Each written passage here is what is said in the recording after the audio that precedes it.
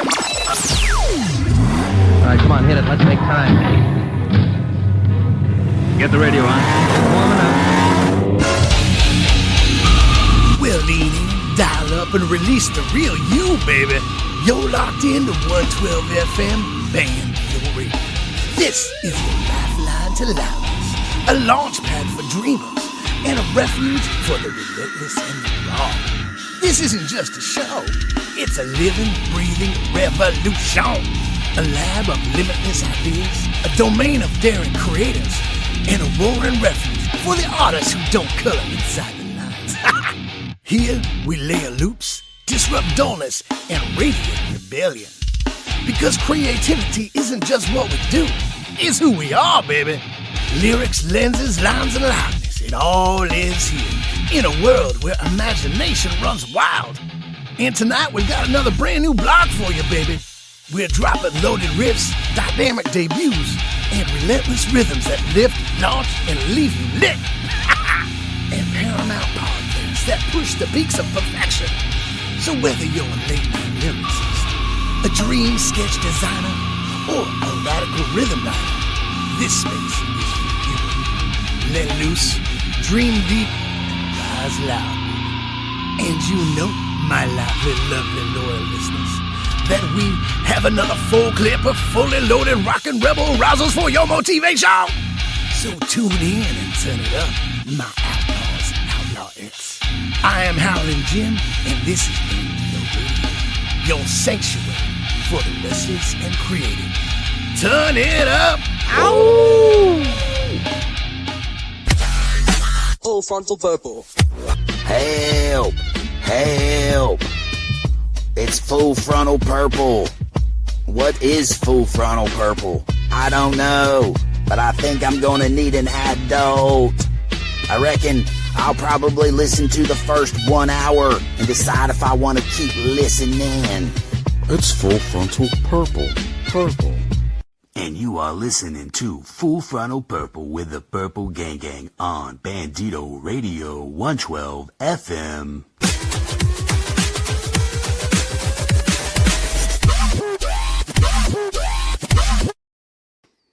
There we go. There it is. Full Frontal Purple number 4. And this time we've entered the dork layer, actually, or dork layer has entered.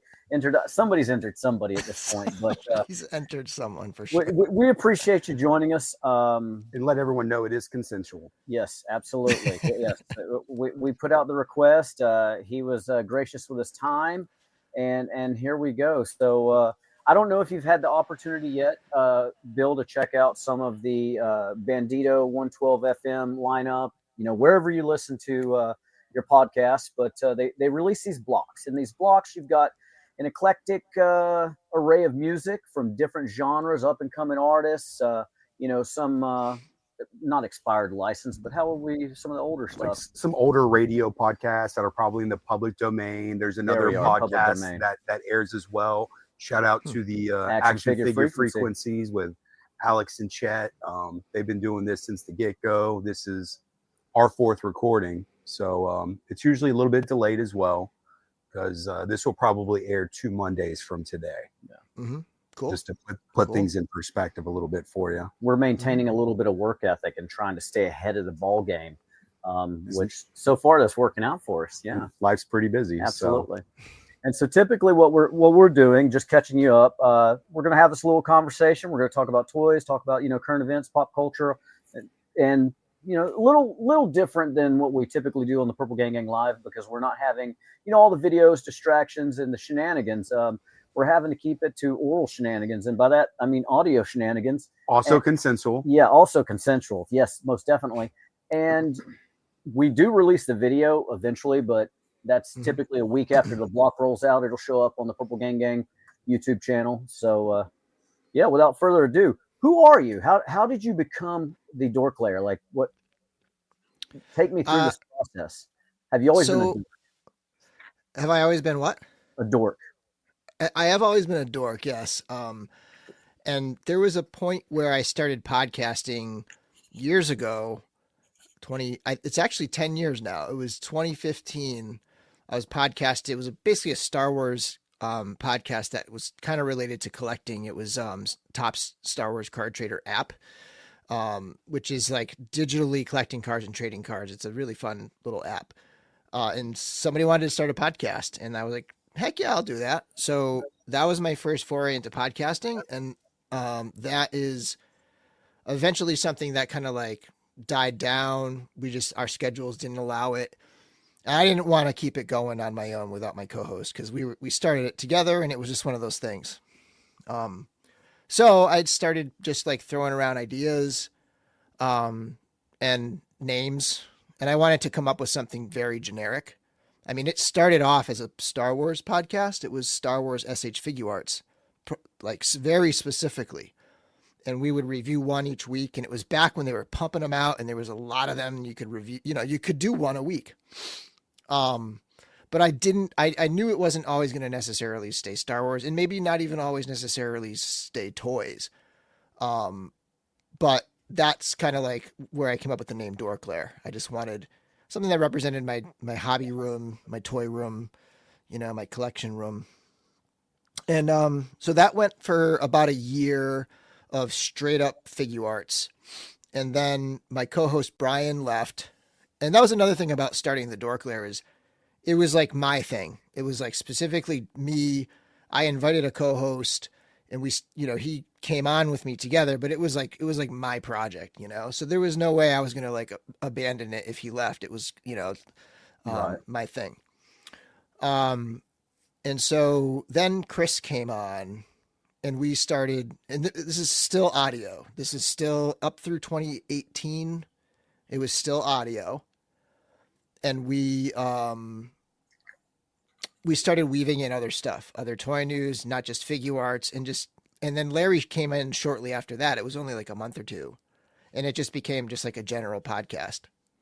And then I think at the end of 2018, well, actually, for a while I was just publishing the audio to the YouTube channel, and I had the Instagram channel as well, the Instagram page or whatever. And then for a while I was publishing the audio to YouTube. And then at one point I said, you know what, maybe I should start doing the review section of the podcast on the days when I was just going to do a review by myself. Cause we would do that. Like we would review a figure, and then like at the end of the show, we would review a figure together. But sometimes we didn't all have the figure, and so I might just like record the audio by myself and do the review. And at that point I said, you know what, maybe I'll start doing the video of it too. And that was late 2018, and then eventually the video part of it kind of took over. Like the channel started growing, I started enjoying the video making process more. And eventually streaming became, of course, with like the pandemic and all that, like streaming became such a popular thing that we're like, you know what, maybe we should try to stream it for a while. And so we started streaming it. And yeah, that's kind of where we are today, is we stream our podcast now. I haven't even been publishing it as audio anymore, just for a lack of time. But yeah. And you typically stream twice a month, every other Thursday, give or take, unless something's going on where you have to reschedule. But yeah, quite the evolution there, going from Topps trading cards to Star Wars Fig Arts. Is that even still a collectible app? Is that something people still play on, or is that kind of I still use it. I don't use it like I used to. It was a fun thing because it's like, you can spend money if you want. I never did, but like you get credits every day, and you open packs and you collect sets, right? And then in the app with other users, you can trade to try to like complete sets, like trade your cards and stuff. And it's a very good simulation of a little like marketplace. It's almost a game, kind of like where it's like this like simulation, but it's very much like a little marketplace where you can trade cards back and forth and stuff. Is there a physical counterpart that exists out there in the universe somewhere? I mean, Topps trading, like actual physical trading cards. Yes. They've dabbled in some where like they did a set once where they released the physical cards and then they released them in app. And if you had pulled certain cards from the pack, you could redeem it in the app and get the cards. But for the most part, it's like separate. Got it. It's like what's really weird thing. How things go full circle, because I think we're probably in another height of card popularity right now between, you know, people ripping packs on Whatnot to people gathering in their local hobby shops and ripping packs open live right there with crowds of people ready to buy some hits, you know. So it's just really weird how you started that in that place, and now we're kind of getting close back there again. Now, it's kind of come around a couple times since then, you know. Like cards have had waves. Yeah. Mm-hmm. You mentioned you know, really being into Star Wars and kind of getting your beak wet from a podcasting perspective with Star Wars. One thing I like to ask, you know, all Star Wars fans, as far as the greats go, are you a Captain Kirk or are you a Jean-Luc Picard? Well, as far as Kirk or Picard go, I am a Picard. My dude. Yeah. Same. Yeah. Yeah, for sure. Sweet. That's a question that says it all. I was I grew up a TNG guy for sure. And you know, Van, you and I were talking about Lower Decks and how it's such a great TNG era show. Not even just a funny show, but it's just like an awesome show in that era, you know. I blew through that in like 2.5, 3 days, and then I started watching Star Trek. What was the Brave New World? Yeah, Strange New World. Strange New World. Yeah. And I've blown through that as well. So you kind of rekindle a flame there. I may go back and watch Picard. I know I'd watched. I want to say I watched the first season of Picard, and I was binge watching way too many things, and so I could not, you know, really give it the attention it needed. Definitely hop on I'd some say first season of Discovery too. Sorry. The third season was my favorite of Picard for sure. I think I only made it through the first season of Picard as well, but Lower Decks really kind of sparked my Star Trek love. Funny, dude. You know, I grew up watching the movies as they came out, seeing TNG on syndication randomly whenever it was on. You know, I loved the movies when Chris Pine started doing them, but it wasn't until Lower Decks came out and I binged that I truly appreciated the world building that they did. Because once I had binged all of that, I started eating more up. I started going through Strange New Worlds and Discovery. Then I started back episode 1 of New Generation, and, you know, just started getting as much as I humanly could. And it was all because of a silly little cartoon. So Discovery gets a lot of crap, but I actually liked that show. Not every episode, not every season, but I thought it was a solid show. Yeah, I enjoyed the first 2 seasons in particular, and I probably need to rewatch after that. Is that the one where they're on a space station, or is that a different? No, that's Discovery is a very recent one, and the premise there is they had like this crazy tech, like the ship could, what was it called? Like they would travel through like it was a spore drive, right? And it would like travel crazy. And it was a ship that eventually, like, so this was the original series era. It was like within Strange New Worlds is actually a spin-off of Discovery. And Discovery eventually propelled, like, I forget how long, like 1,000 years into the future or something like that.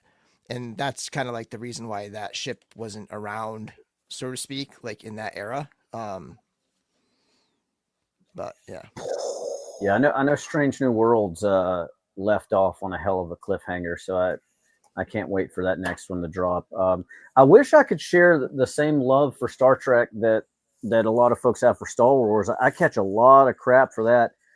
Outside of like the Jedi themselves, Star Wars bores the ever living shit out of me, and I don't know why.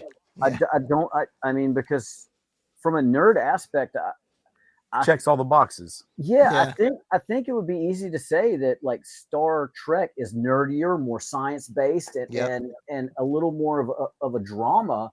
I mean, it has action in there, but it's a lot of, you know, fine dramatic acting, and Star Wars, which it has its fair share of drama too, but special effects and all that stuff. I think it's the suspense in Star Trek that does it for you, because you really like, you know, I gotta have surprise. You don't like to see what's coming.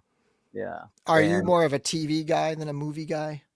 I'm more of a holding my cell phone in my hand and playing random games, and something's on background noise. Yeah, I'm a background noise kind of guy, and so for me to put down my phone, that means I'm really enjoying the shit out of something.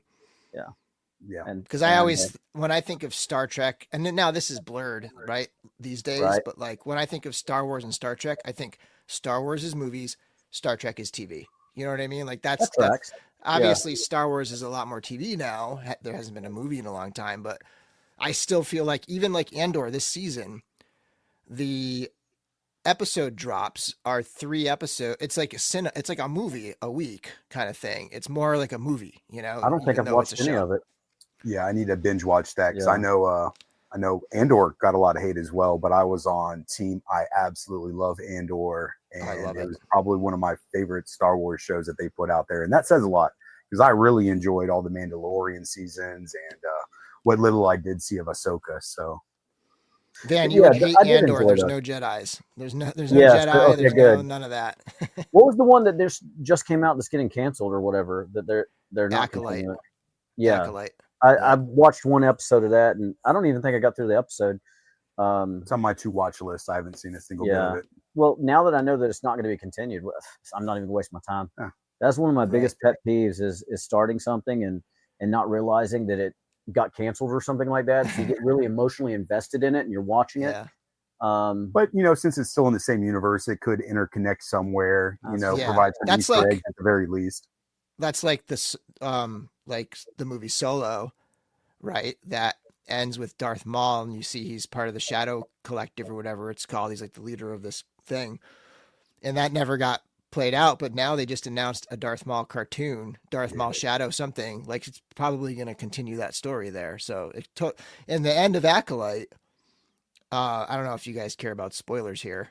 Yeah, it's not at all. Okay, so at the end of Acolyte, Darth Plagueis is like lurking in the shadows at the end of Acolyte. So like it's an absolute cliffhanger. Like, oh my God, they're going to bring Darth Plagueis in, who is Palpatine's master. And like that got dropped because of the thing, but they could just come back to Plagueis anyway. Now, was he the one that the tragic tale of? That's not a story the Jedi would tell you. There you go. Okay, yeah. See, I was able to connect that one. No, it's weird. Like, you mentioned Darth Maul. A loved one. I could watch that fight scene with Obi and the guy from the Taken with a particular set of skills. No, we're going to go with Taken. We're going to go with Brian from the Taken and Hurt Locker when they were going against Rob Roy. Yeah, him exactly. What's his name? Ray Parks. Yeah, Dead Rabbits. Yeah. When the Dead Rabbits were fighting the Hills Have Eyes mutants and kicked them down a mine shaft. Yeah, it was kind of a mine shaft, I think. And then it was like a power shaft of some sort. Definitely alien vibes. The Ray Park came back as a half robot spider. See, I've never watched the cartoon, but he wasn't Ray Park. He was. Oh my God, who's the actor? Elmer Fudd. Actor. No. It was Witwer. Sam Witwer. Sam Witwer was the voice of for the cartoon, Maul, I believe. Yeah. When he came back as a spider. Yeah. Okay. Yeah. See, I've never seen that. I've been told about it. I tried to watch the cartoons, but it's like I'm not a very good Star Wars fan. So I could go to YouTube and watch like Yoda fighting in the Senate, and pretty much any Yoda fight really does it for me. Yeah. I think I can really relate to Yoda because I'm teeny as well, and I'm old. I don't have his powers, and grammatically, I'm probably right up there with Yoda. Yeah, we might read on the same grade level too. Yeah, that sentence structure. Yeah, exactly. The link that binds. Yoda was a redneck. I know it. He's from the South. Urban, I have. Yeah. But yeah, so I trolled you a little bit on the Star Trek. What about Star Wars? Who's your favorite? I guess let's go Sith and Jedi. Vader would be my favorite Sith, and Luke would be my favorite Jedi. Okay, yeah. He went with the OGs. Pretty vanilla OG, yeah. He went with the OGs. Nothing wrong with that. I'm kind of a Julius Windu. Yeah, Julius Windu. Julius Windu. Julius Windu. With that purple saber. Yeah, of course, absolutely. How could you not? And then, man, it's tough. Grievous or Maul? Like, I enjoyed the shit out of Grievous, man. He was, I feel like, awesome. They really should have given him more storyline, because just like the amount of murder he did to accumulate all those swords, I would watch a series of how he got each sword. Well, if you like murder, check out Anakin, right? There you go. All the younglings. That's where the magic happened. Yeah, why can't we get that scene? He ripped off so many midichlorians out of the universe with just a few minutes. Right. Hayden Christensen's having a renaissance lately. He's been all over the Star Wars universe. Yeah. I think he was at Celebration. I didn't get to go see it. I didn't get out to see it, but they re-released Revenge of the Sith this past weekend, and I think he had recorded an intro for it. So when you sat down and watched it, he had an intro. And yeah, so he's all over the place lately. Really glad he got a mulligan, because at first I thought his mulligan was when they remastered the videos and they put his image up there as like a Force ghost in the cloud. Like, all right, that's his legacy, but 20 years later, hopefully he spent some time acting, because he's going to be doing a new show soon too. Is that correct? I don't know. I mean, I know he was in Ahsoka, so maybe that's what it was. Yeah. Maybe the time's got me again. Could be, but he might be coming back. Maybe he'll be back again in Ahsoka season 2 or something. Yeah. You should tell a friend. I'd like to see Grogu and Yoda fight. Actually, I'd like to see them do yoga. I would like to see Grogu and Yoda do yoga while slurping on Gogurt. Yeah. I mean, why not? I mean, if we're just you actually said it too. I was waiting for you to stumble there. I was mentally. I'd stumbled like an hour ago, but it's Gogurt. It's yogurt on the go. Absolutely. How could you not love that? Delicious. Yeah. Then you bring in like Dom Toretto and the gang, and they could really have a lot of fun with the Mandalorians, because that's when I think of Fast and the Furious. I feel like that really should have happened on Costas Mandalore planet. Shout out Mobsters. It's a great movie. Beskar. Yeah. Mustangs. Yeah, Beskar Mustangs. Or Mustangs. The Beskar Mustangs, and then you have Tom Hardy come in with he's wearing a mask. He is wearing a mask, but what's that guy the creeped out he had all the dudes spraying chrome in their face. No. I can never remember his name. Max Rockatansky. It might have been him. Fury Road. Yeah. What was his name? The Immortium or something. Immortan Joe. Immortan Joe. Yes. Yeah. He got milked. He did get milked.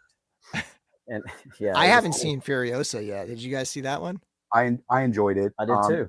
It's not nearly as good as Fury Road, in my opinion, from my perspective, but I enjoyed the hell out of it. I thought I got to check it out. Which was the one we saw in theaters? It was like non-stop action. Anya Taylor-Joy. Yeah, that was it. Furiosa. Yeah. No, that movie was like from start to finish, just going hard. Kind of an origin story on Furiosa. Yeah. Where she came from, where'd she go? Cotton Eye Joe. Yeah, exactly. And then you had a little bit of Ragnarok action going on in there, and that was cool. Yeah, it was really good. That. Who doesn't? Sweet. Now, what about since it seems like movies is really kind of where we're leaning towards? What's your take on them recasting the X-Men? I don't even know like what's going on. I know that they announced that Patrick Stewart and Ian McKellen are going to be in it, right? But so they're recasting the X-Men. I would think so. I don't think that they can keep Marsden and Logan and I can't even think of Hugh Jackman. Yeah, I mean, I feel like they kind of are they going to recast them? Or are they going to introduce new characters? That would probably be the way to go. I swear to God, I saw that Patrick Stewart and Ian McKellen are going to be in the next one. I feel like I saw somewhere that Hugh Jackman's going to be. Maybe it's a Deadpool movie he's going to be in again or something like that. Well, here's the thing: they announced a list of actors that will definitely be in the movie. They didn't put up a list of people that wouldn't be in there. So by omitting certain names, it gets people thinking, making assumptions when might not have been announced yet. So nobody really knows anything it's that's all going on speculatory right at this now. point. But yeah, Chip and Dale. Exactly. Wolverine and Gambit. I'd even seen some memes where people were suggesting the actress from The Last of Us playing Wolverine. I can see that. Yeah. That's another one I haven't watched. Who is she? Is she somebody? The little bear from Game of Thrones. Lady her. Mormont. Yeah. It is her. Yeah. Okay. Really? Okay. Yeah. Right. Yeah. Huh. Yeah. Interesting. Well, she must be a lot older now. She must be like, I mean, that was like almost 10 years ago at this point, right? So she feels must like be, it. Yeah. I'm gonna have to Google as we're talking here. Yeah. It was definitely a show that she looks like Greta Thunberg to me, but that's not her. It was one of those shows that I should have been paying more attention to. It's a fun show. I haven't seen the second season, but the first season is really, really good. I don't want to give any spoilers. Based off of the video game. The video game was known for its story. So Bella Ramsey is her name. Bella Ramsey. Perfect translation from, mediums. Absolutely.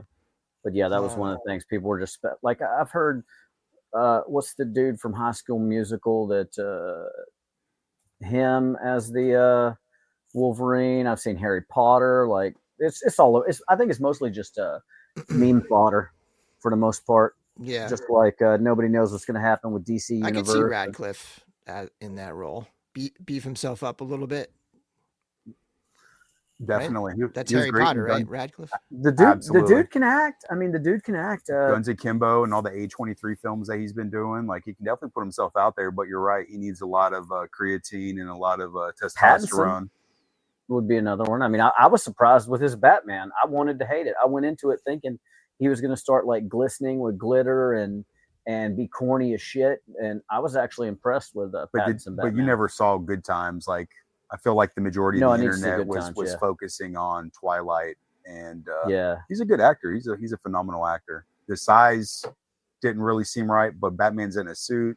You can add enhancements to him. You're one though, so I mean it makes sense to me. Yeah. No, I enjoyed it profusely, and then of course without that we wouldn't have the Penguin spinoff, and that show is absolutely. That show was great. Yeah. I was about to say, please tell me you've watched Penguin. That was really good. That was amazing. I don't watch much TV or films, but I had to watch Penguin. So good. The Penguin reminds me of Andor a little bit. Not in any stylistic way or storyline way or anything like that, but it's a show that's in this universe that I think anybody could go watch and enjoy it for its own on its own right, just as a drama. You know what I mean? Like it's one of those things where it kind of transcends the like IP or the universe that it's in, and it's kind of its own thing. And I think both of those shows did a really good job of that. Like Andor is Star Wars without Jedis. Penguin is a superhero show without superheroes.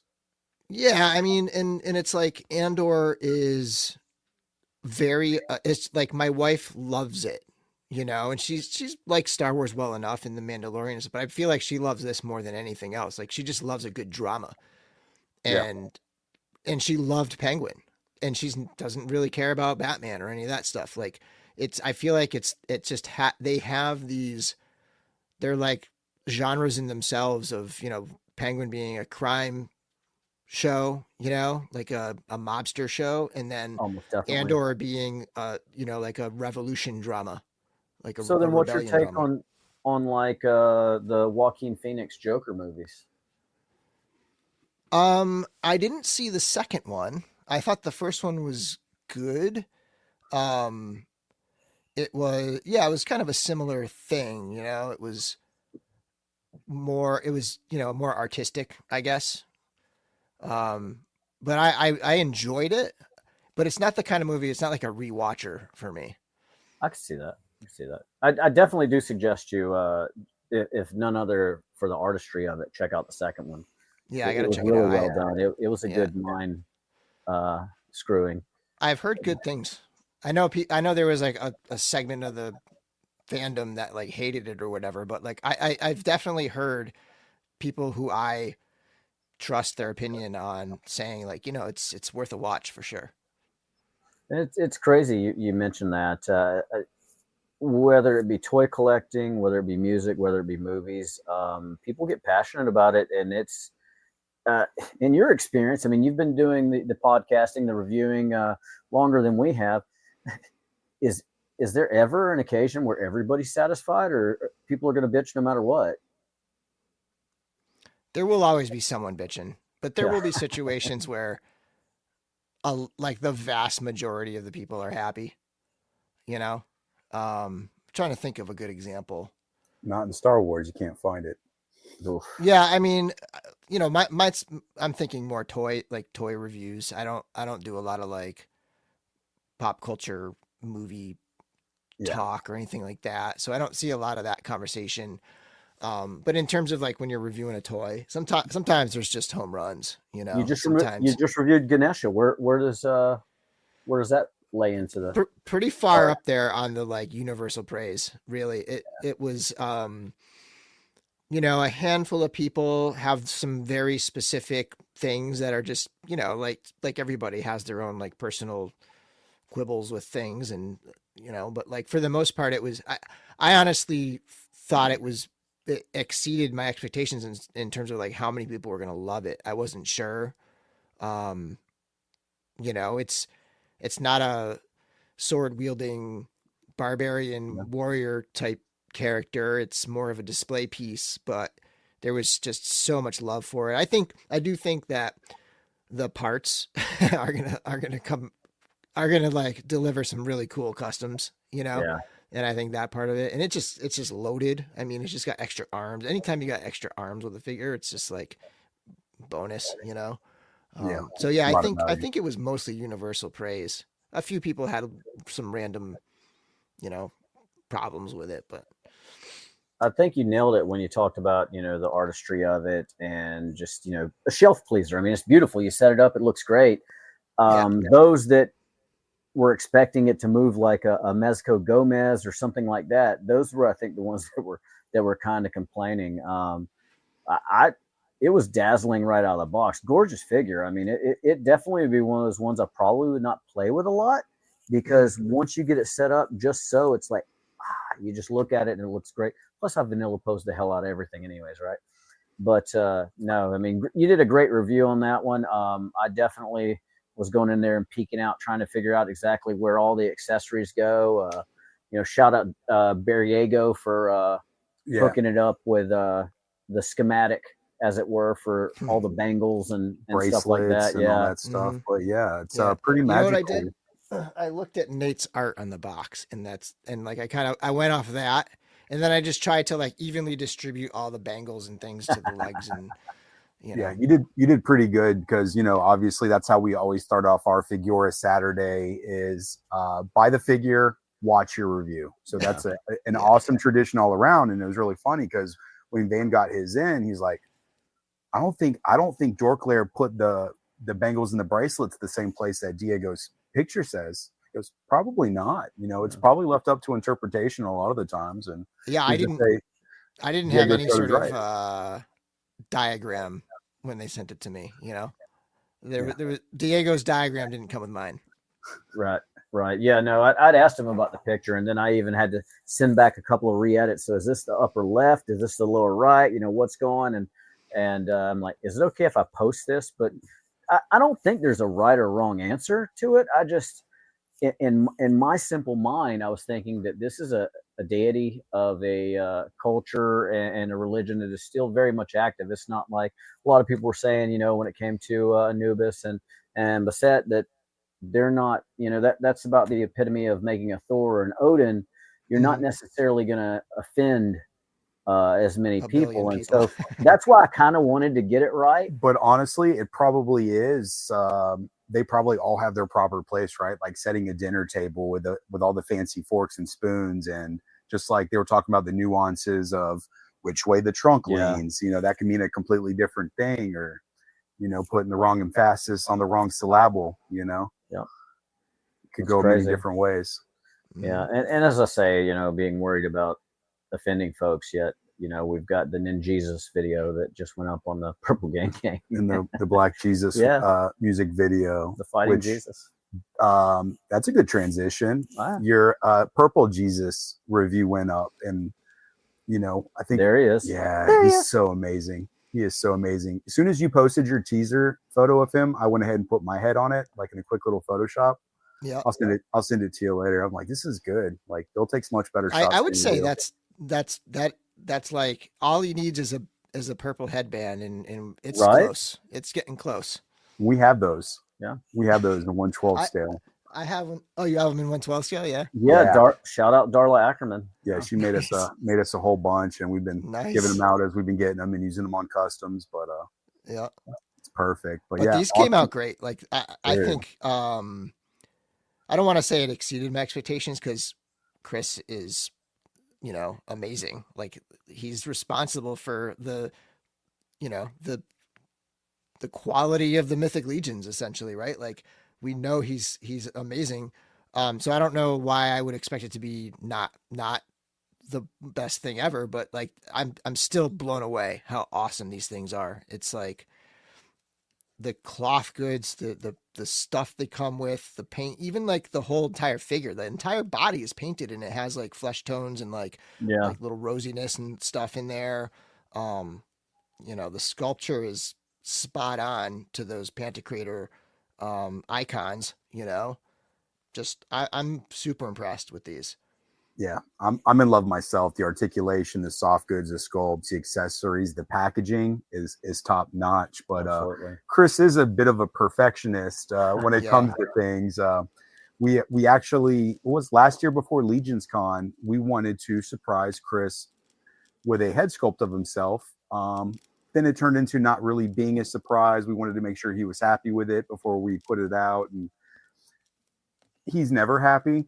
So we eventually got to the point where like no more edits, no more changes. Like this is what you're getting. Fix it with paint. Yeah. But that's kind of how we left it. But yeah. But that head sculpt, I don't think anybody's really seen it outside of the studio and whoever watched that one episode of 4-ish o'clock that we threw it up on. But since we're already a few weeks in the future, we're actually going to be selling those heads probably starting this weekend through dirtsdesignsandcustoms.com. And 100% of the profits are all being donated to Chris to kind of help with some of the surprise expenses that came along with shipping those figures to the States. So it's not a big chunk, but we're trying to do our part as well with all of that.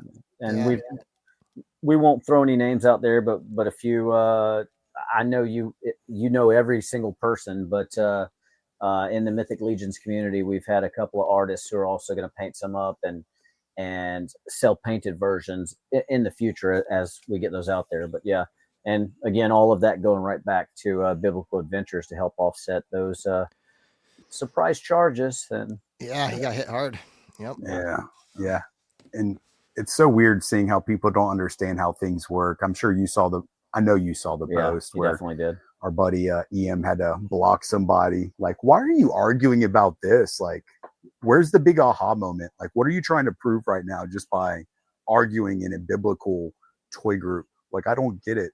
Like, the math don't add up. The math don't add up. Oh, that post? Yeah. No, like, what in the world? Yeah, that's just, and Eric, I think Eric, his reply was spot on. He's like, look, there's the post. There's what he's saying. If you don't, you saying this is you're just calling Chris a liar. It's like basically like, right? Exactly. Okay, if that's what you're IRS. Gonna, right? Yeah. Yeah. No, and I could perhaps, trying to look at both sides of the coin, right? I'll leave the name of the company out, but I'm currently dealing with a Kickstarter situation to where I was very low numbers as far as backing it. And a few people have got their products, this, that, and the other. And they're like on update, like number 70 at this point. And they just announced that we have the money to go ahead and ship out everything that was paid for, but we're going to be starting another Kickstarter. And before we drop that, we want everybody to know it's not helping to get your stuff out the door. That's going to come your way. It's not coming yet because we've had to pause on that. But and so it's, I could see how people are.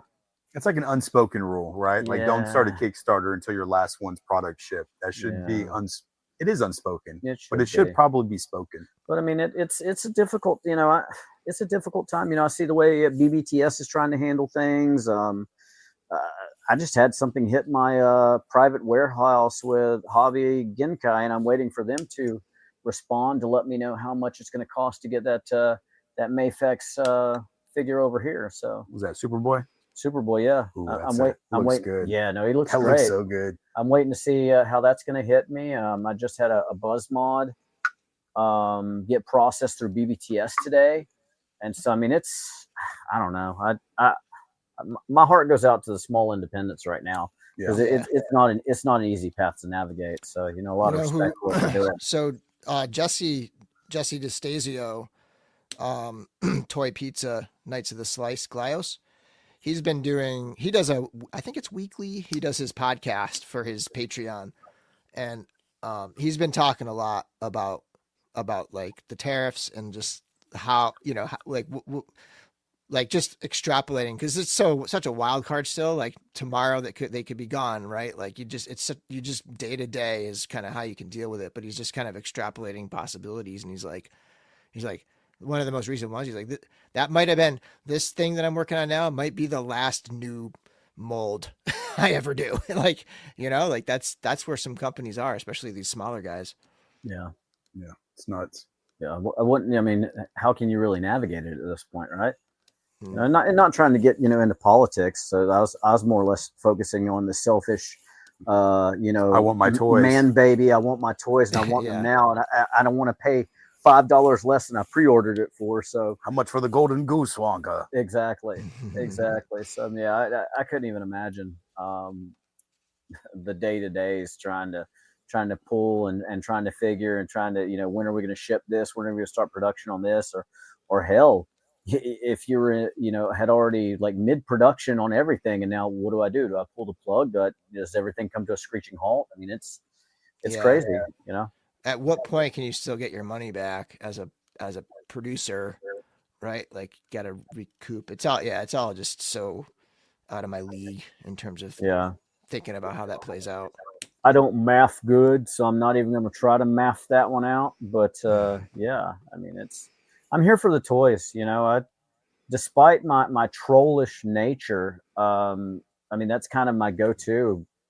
Go look at the Cabal whenever there's like just a dumpster fire of a post. That's usually my go-to response. I like toys.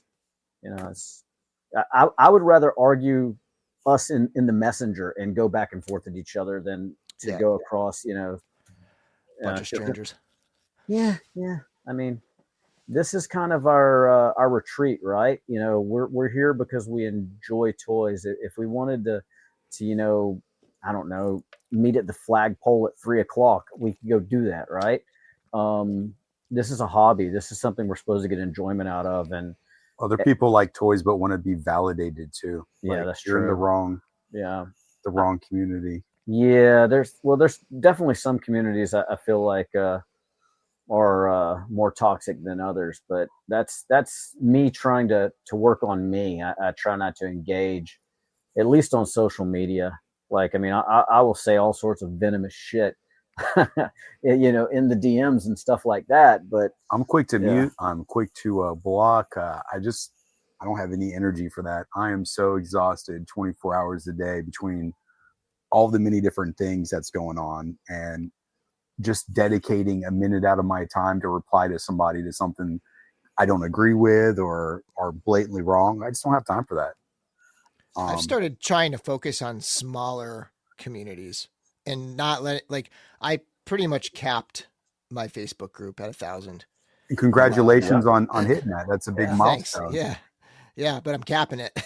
Or I mean, I'm not necessarily capping it there, but I'm just like, I'm being much more selective of who I let in. I don't really want to let people in that I don't know at this point. Like, I don't really want to be in a large community with a bunch of strangers, besides maybe the Cabal and a couple other ones like that have been in for a long time. Keep it intimate, hang out with your friends. And like, I started my own Discord server, and it's literally just people who I've invited, like specifically said, hey, I want to invite this person, and it's just like it's like a handful of people, and we're in there just chatting it up, We're going to need to get a virtual reality Dorklayer hangout. Yeah, that's what I'm thinking. I'll put those little headsets on and Yeah. You know, dress up like toys and walk around and talk in a virtual space. Some virtual land. Oh yeah, and, absolutely. It could go up in value later. Right. Yeah, it's a good deal. Absolutely. Location. You like NFTs? Let me tell you about virtual real estate, buddy. You know, I kind of hit my limit on selling Dorkler t-shirts. Like the wells run dry on people looking to buy those things. So I'm thinking I can get them again with the virtual Dorkler t-shirts. There you go. There you go. Or virtual Dorkler t-shirts that are purple. In blockchain. Oh, yeah. I might have to do purple if I do another color run on that. Yeah, purple's the way to go. Yeah. I can personally guarantee you at least 2 sales on the purple. Probably more, but honestly, probably minimum 10. Yeah, 10 to 15. But that's easy. Just, to sell it lightly. Well, that's 1/5 of the way because you got to buy 50. Yeah, so that's like not 15, bad. Guaranteed 15 without even blinking. Yeah, easily. Yeah. A lot of people like the Dorkler and a lot of people like the purple. And when what do you think about together? Yeah. What do you think about like a purple shirt with like a darker purple Dorkler, like the dungeon map thing, purple on purple? What do you think of that? I'd buy it myself, but I'd like purple on silver. But when you get into the metallics, it kind of jimmies the price a little bit. But purple on like a metallic silver dungeon map would be dope. That would be good. Yeah. I'm a fan of the purple shirt with like the pink text or like the neon pink, something that just really pops, or the bright green, like the Dave Orkin Crypt shirt that Chris James had made with the David Williams art. It says the Crypt. It looks like just like that. The blue looks good there that you have on right now, Van. Speaking of Dave Orkin, I mean this is exactly what it is. Oh, this is a Dave Orkin shirt. We're both wearing Dave Orkin. I almost wore mine today too. That's funny. Yeah, I got the first one. You got the second one, and I got the third one on the way. Yeah. Whenever the pre-order finishes up. I think I missed that one because I have about 500 t-shirts from Legion's Con 2024 that I still haven't worn yet. So I think that's why t-shirt diet. Yeah, t-shirt diet. The same thing. I think that's why a lot of people stop buying my shirt, because it's just like you're t-shirted out. Everybody's got so many shirts now. Dude, towards the end of the year, like leading up to Legion's Con, everybody and their Uncle Joseph was doing a shirt pre-order. It was a kink in the hose. It all came out at one time. Exactly. Yeah. I left, like, normally you're struggling to figure out where you're going to put all of the toys and stuff leaving Legion's Con. My suitcase was busting out. Like, honestly, I don't need to really pack that many t-shirts because I could just accumulate wardrobe as I go through the con. But you bring enough cosplays and wardrobe changes, like very little t-shirts do you bring. That is true. Yeah, that is true. I caught the Yoda there. That was good. No, so we got into to the dork layer, but what this book layer thing, which I did get to a brief participation in that as well. But how did you go from one love to another love? Like, I mean, you went like Super Saiyan nerd with bringing the book layer into play. That happened because of the Figura Obscura. So the Frankenstein's creature, when that happened, I just threw it out there. I was like, we should start a book club and we should read the books that the Figura Obscuras are, and then I said, well, there's going to be these big gaps. So we did it. And I was like, well, book layer is a great name. So I did that. Yeah. And so we did it for Frankenstein. And then there was a gap of time. So I was like, you know what, let's fill it in. Let's do another book between now and what everybody assumed was going to be a Christmas ghost, right? So we did another book in between, and then we did the Ghost of Christmas Past. Or we did A Christmas Carol, and then we kept going with it. Like, it's not something I can dedicate a ton of time to, which is why, like, for example, you helped me out with questions. I try to get somebody to volunteer to write the questions, because I'm an English teacher, so it's like I spend my days doing that pretty much anyways. So it's like it helps when somebody else can kind of help out with the questions. And we do it as a chat within a Facebook post.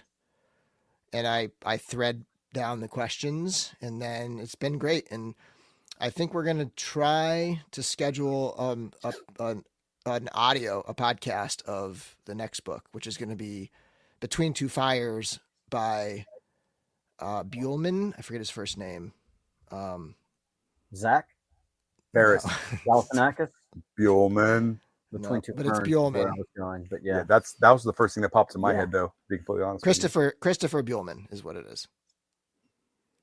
But that's a great idea, because I was just thinking that, talking about book layer, like it really needs to be an audio format where people are just discussing the book like a real book club, you know? Yeah, like, I know. It's that's the element that it's currently missing that I want to start. I would like to get blind drunk and crash that podcast. Like, yeah, you would, but that wouldn't be a good listen,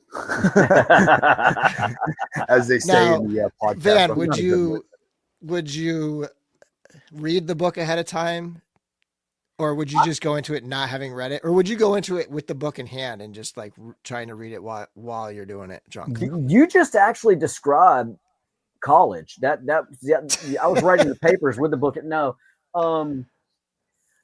it's a weird thing for me. I don't know if it's, I'm not a young man, but I don't know if it's the cell phones and all electronics have like ruined my brain. But I was an avid reader growing up, like through high school. I was reading anything and everything I could get my hands on, like all across the board. Mm-hmm. But as I've become an adult, I can't sit down and it's like my brain starts to shut off. If I start to read, I'll get like 5 or 6 pages. I even tried graphic novel, comic books. Something's broke in my head now. Audio books are I mean, that's what it's got to be for me. And he did. He rocked the Elric of Melniboné on audiobook, leading up to Melniboné. Yeah. I didn't listen to it. I just, read the words. And the audiobook is great for pronunciations for that one, because there's a lot of stuff that's like I don't know how I would have pronounced it if I hadn't listened to the audio. When I was the first time around, like I was, it's funny. It's kind of like, did you ever read a lot of Piers Anthony? No. Ever heard of him? Okay. How about Piers Morgan? Piers Morgan? Yeah. So Piers Anthony would be like if you took a little bit of Harry Potter with a little bit of Conan the Barbarian and you mix it up, and the map is Florida. And that's a really good description. Like when you look in the book, the maps of, I think it was Xanth was the name of the world. It is like Florida, and when you cross a certain part, like that's the magical area, and when you're over here, they're like, mundanes, like they can't do any magic. Some of them are kind of stupid, but yeah, that's really what I grew up with. Archetypal, high fantasy.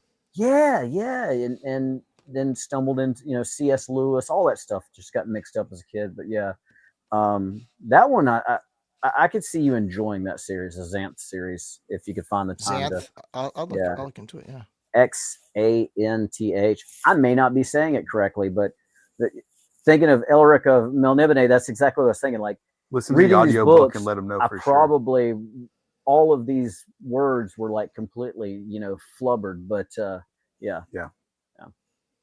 Speaking of Elric, the Savage Crucible Elric of Melniboné, did you pre-order him? Yes.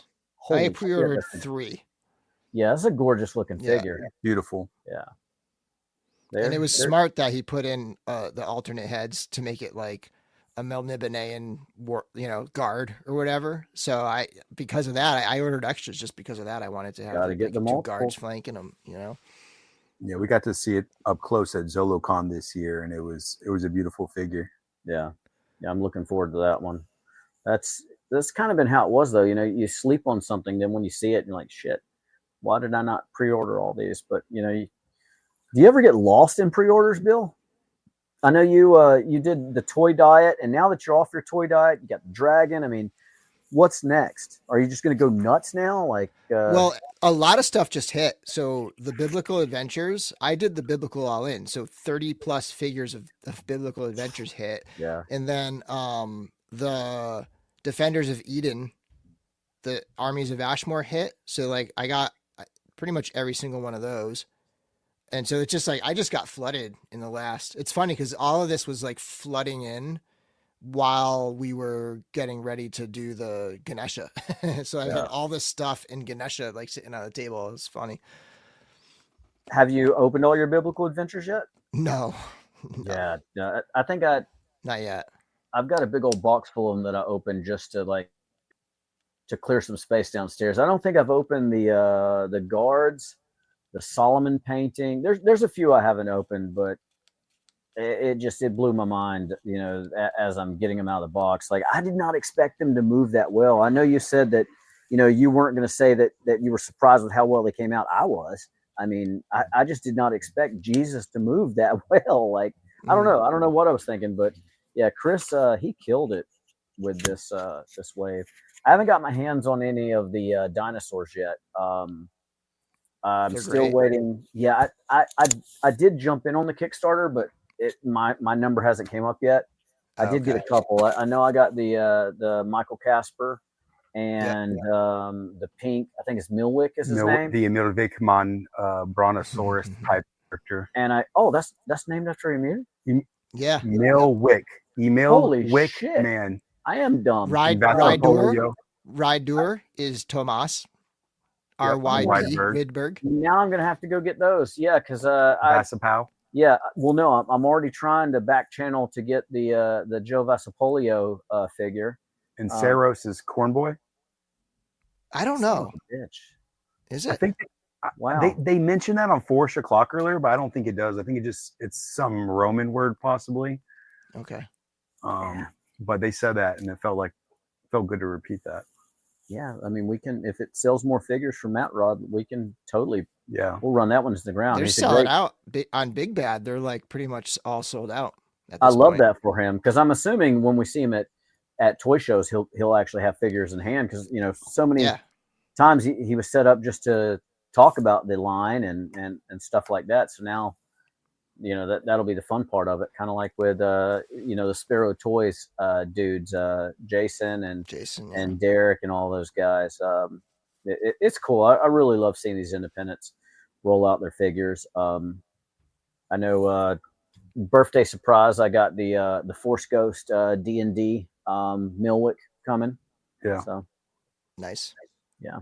Choo Choo wanted to let it go, but he didn't want to sell it. He just did a claim sale in the Purple Gang group on Facebook, and he sold a few of the items in there, the other Kickstarter exclusive. And Dan was like, "Where's the spectral dick neck dinosaur?" And he goes, "Oh, I have it, and I opened it at MuskyCon. There we go. Excuse Get me. it right, yeah. And I'll sell it." So I was like, "I'll buy it." Yeah. So, gift for Vine. Well, because I've got the Force Ghost Jesus, and I've got what's the skeleton guy's name? I can never. Hagnon? I got a Force Ghost Hagnon, and I got a case of those $2 Star Wars figures from Walmart with all the blue with the bases. Yeah, those bases are sweet. Yeah, for $2, I mean, no brainer. Mm-hmm. I got to have all these animals and gods fighting one another, so. I'm here for the Force Ghost figures. Force Ghost Royal Rumble. Exactly. Ooh. I mean, I got the purple Force Ghost figure, the Eraser Lieutenant Goggles Invisible Man Monster Force. Yeah. I never know their names. Yeah. The Monster Force figures, that was another line that I was admiring it from afar. I got their translucent exclusives when they did the red and blue, the Dracula, and the Feral from was it Joe Fest last year? Yeah. And so I have the translucents of those. Never have opened them. And then they had to go and drop a purple one. I'm like, shit. I'm doing pretty good with my toy diet.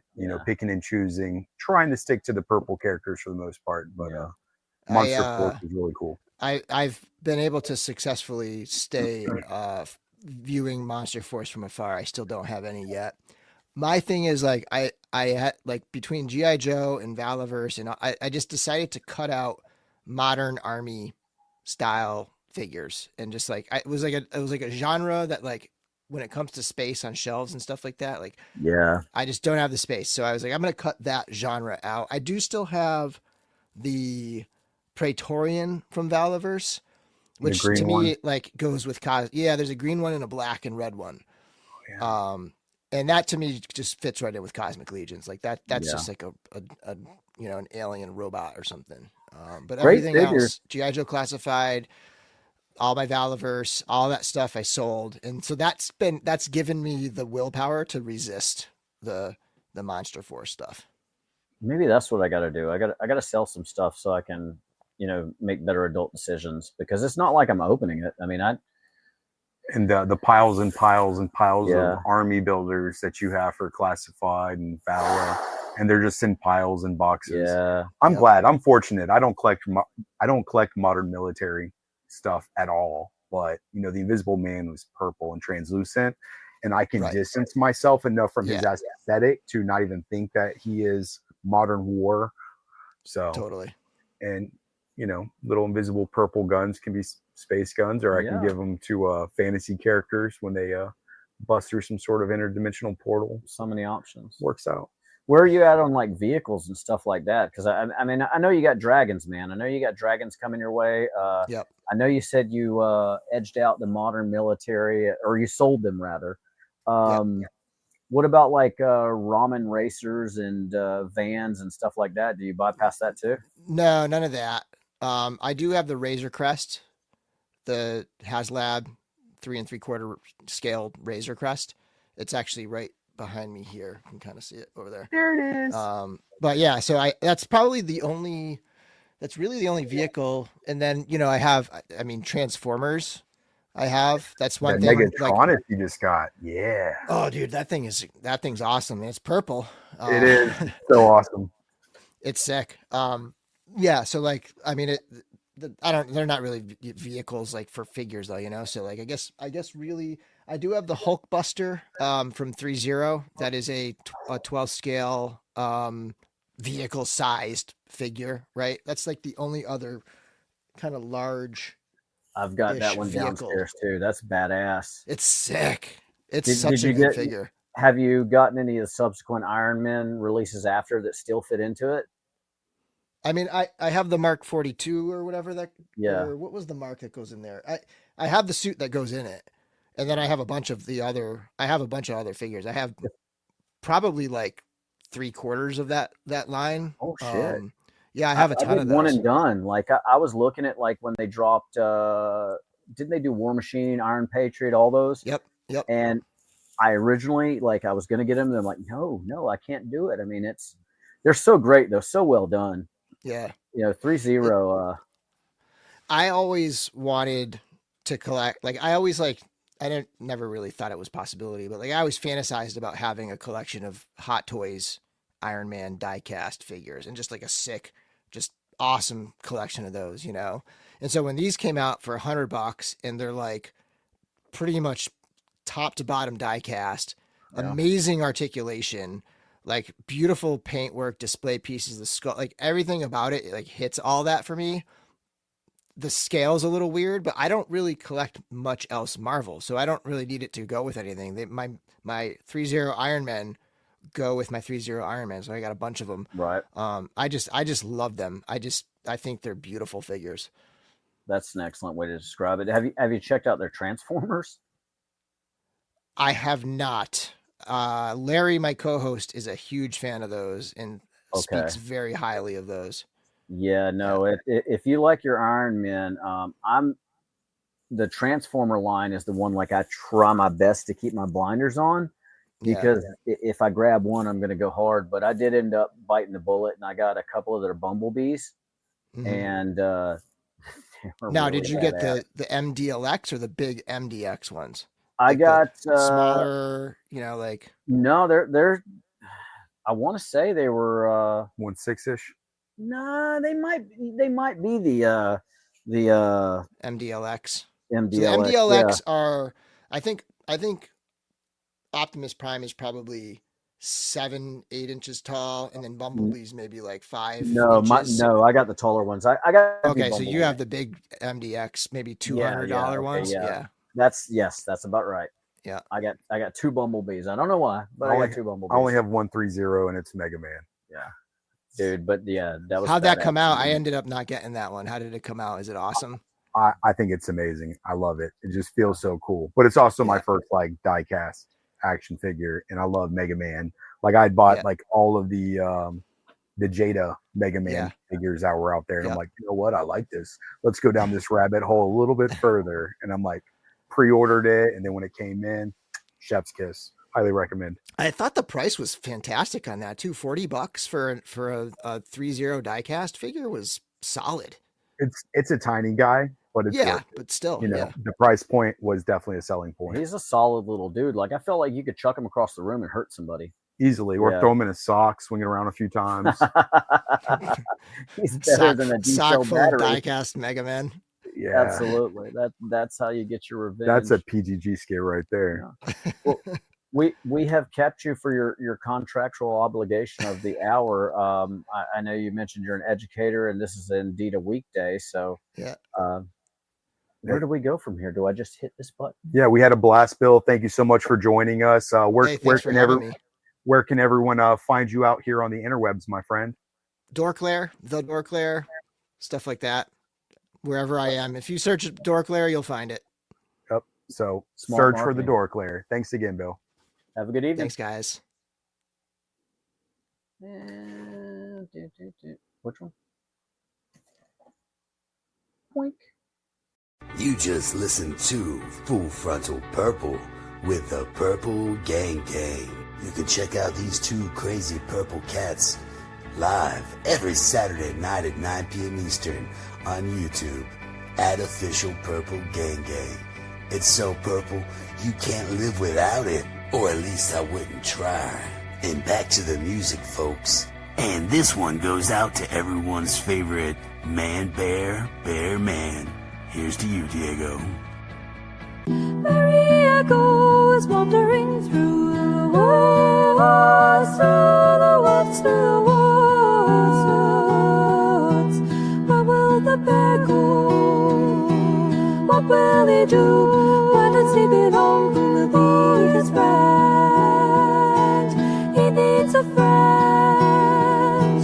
Maria go, bear, bear, bear needs a friend, friend, friend, friend.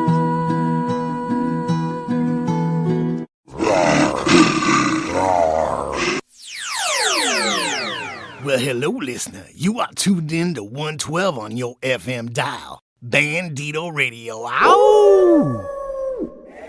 Tempo has reached critical level. Tempo has reached critical level. Benny. Like real techno, like real, like unapologetic, like real edgy. Brand new rolling is two-tone. I make a couple plays on my iPhone. Ain't talking money, get the dial tone. No ET, no home phone. Move your body like a cyclone. Got a nice body and that's homegrown. Pop ballet, no Patron. Wear Chanel for cologne.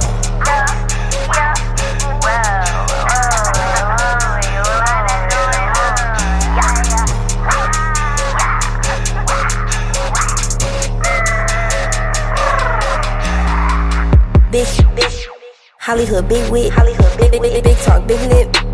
40 with the big clip. Hell yeah, I got haters that be watching my pictures. Done with the dips, pushing P-pimps.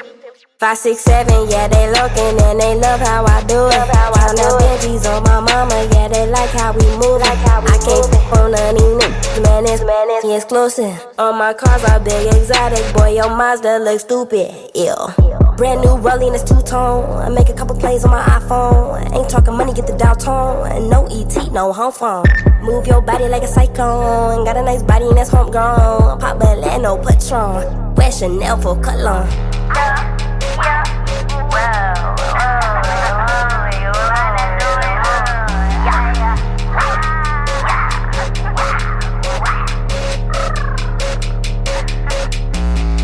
Neck wet like a puddle. BBS diamonds on shuffle. Ayy, BBS sim on my buckle. I'm on the air like Wobby untouchable. Ayy, and this that green, it ain't no syrup. Yeah, a Bonnie spy ass purple. 5, 6, 7, yeah, they looking and they love how I do it. Count the Benjis on my mama, yeah, they like how we move it. I can't fit on none of these niggas, man, it's exclusive. On my cars, I big exotic, boy, your Mazda look stupid, ew. Brand new rolling, it's two-tone. I make a couple plays on my iPhone. Ain't talking money, get the dial tone. No ET, no home phone. Move your body like a cyclone. Got a nice body and that's homegrown. Pop Bel no Patron. Wear Chanel for cologne.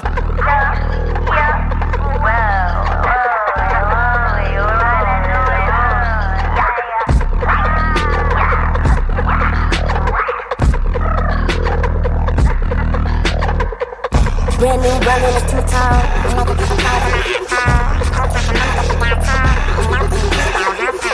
Move your body like a cyclone. Got a nice body.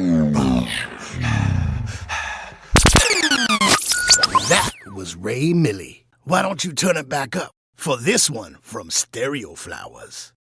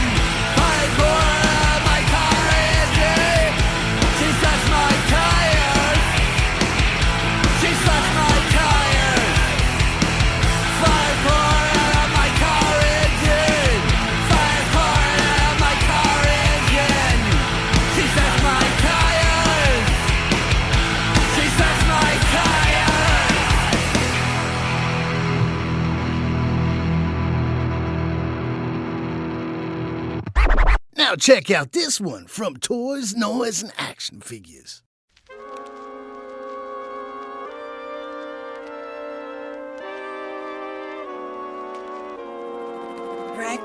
No back of the bus, we lift the bus. Ridiculous, no need to fuss on what we did for us. No handouts, we hand out hands. We've been bout plans of 40 acres of land that can't cage us. I'm so Luke Cage, amazing, gracious enough to spare the brute fade unless they really want it. And I ain't ducking from it, I'm static. We shock them till they get it, I guess they gotta have it. The roadblock of the block, small enough to be a dock. Smooth as miles with the jazz, Captain Sam with the plan. I can, I guess I'm really good in the jam. The rest is up to Rick when he come through with the band. We got what it takes to be a hero. They see it everywhere, wherever we go. We here to say the day and all the people. Repeat, bro. We know we got what it takes to be a hero. They see it everywhere, wherever we go. We here to say the day and all the people. Repeat, bro. I'm melanin man, defy your felonious plans. I know you jealous, but damn, don't you dare insult my intelligence. Sam was never my uncle, just a super villain. Hopped in the phone booth, protect the women and children. Frankly, Franklin, we the most level-headed. Peanuts to an elephant, don't let it regret it. We up, boy, you better know your hate is pathetic. I'm loose fox with the toys, so you know I'ma get it. Neighborhood was cripped on, get green like it's John Stewart. Make me pull out my ring, homie, and it's on. The blue marvel I do, homie, if I'm on with the steel. They walk a blade, is here to convey that. We know we got what it takes to be a hero. They see it everywhere, wherever we go. We here to say the day and all the people. Repeat, bro. We know we got what it takes to be a hero. They see it everywhere, wherever we go. We here to say the day and all the people. Repeat, bro. Look up in the sky. This looks like a job for. Repeat, bro. Fate rarely calls upon us at a moment of our choosing. I'm ready. Strap in. Here's another one from the David Koresh Choir.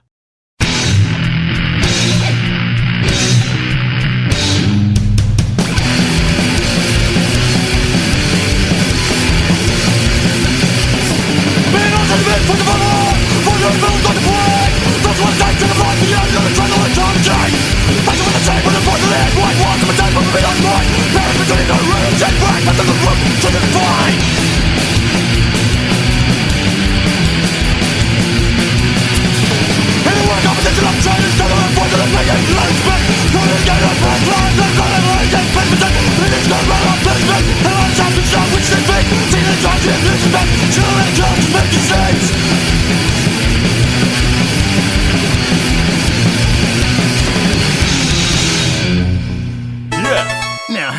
this one from Iron Spires. Hello, my beautiful people. This is Margo from Iron Spires, and you're listening to 112 FM Bandito Radio.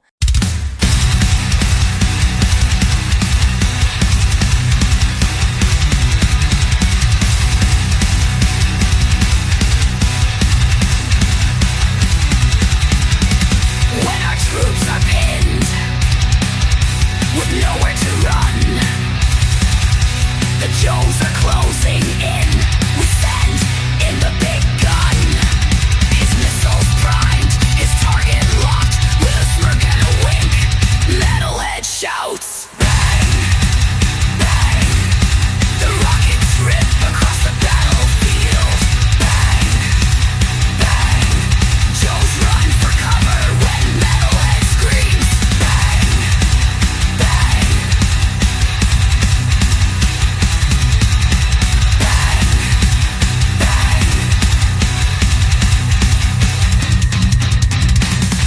No target too big, no target too small. Metalhead will ignite his mark and turn you into a stain on the wall. His missiles primed, his target locked, with a smirk and a wink. Metalhead shouts, bang, bang. The rockets rip across the battlefield. Bang, bang.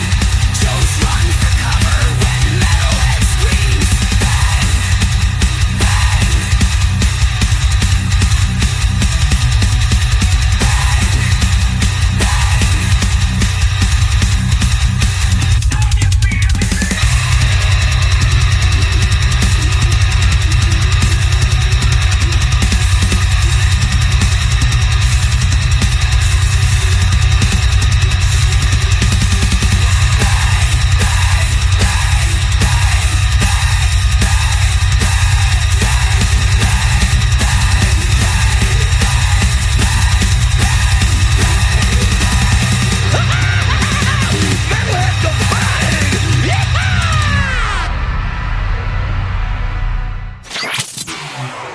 Now, how about another banger from Noel? Well, here you go. With you, baby. I just wanna move me with your loving. She cruising past the fashion district. My homies told me not to risk it. She wants my love, my mind was twisted. I started feeling underdressed for this shit. What can I do to make the first move if I don't know you, for instance? I don't need to know where your lips have been. In any universe you attend. The way the wind would blow your hair, you're in my mind, you're everywhere. And I will try to hide it underneath designer wears, knowing I can't afford the finest. You work the world and I was just trying to remind you. You don't need me to co-sign you. I'll travel the world to find you. If I move for you, tell me you move for me. If I move for you, just tell me you move for me. If I move for you, tell me you move for me. If I move for you, what you gonna do for me?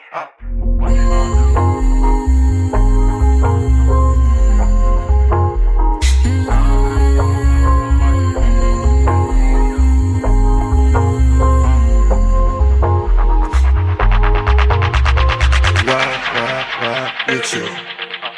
Oh, just to ride with you.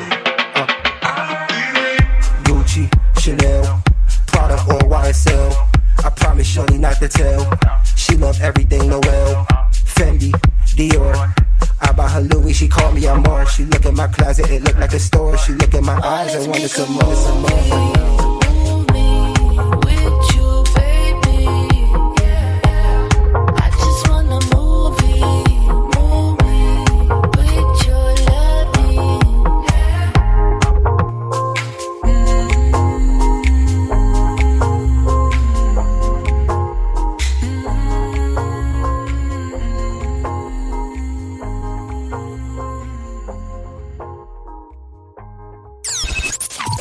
Get ready to dive in, listener. This is Chris Turner.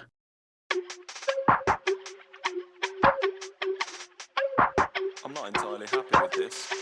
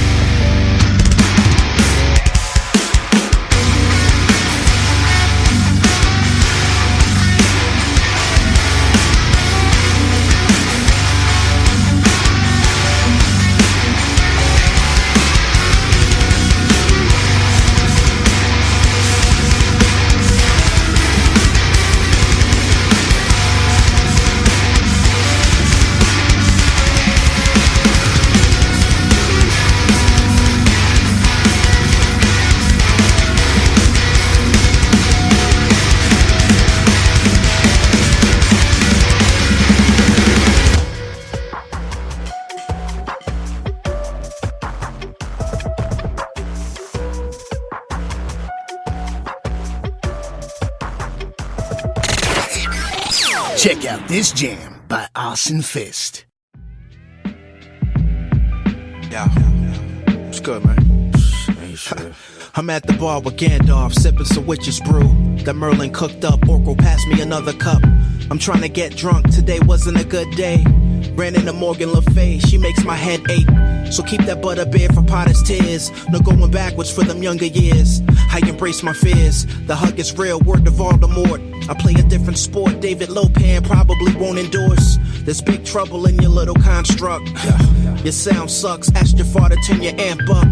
Gandalf, always talking about some hobbits. I'm more interested in topics taller than Frodo's logic.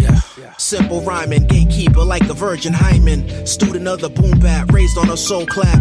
I got a bachelor's degree for spitting old facts. So hold that as I exhale and bring the essence back.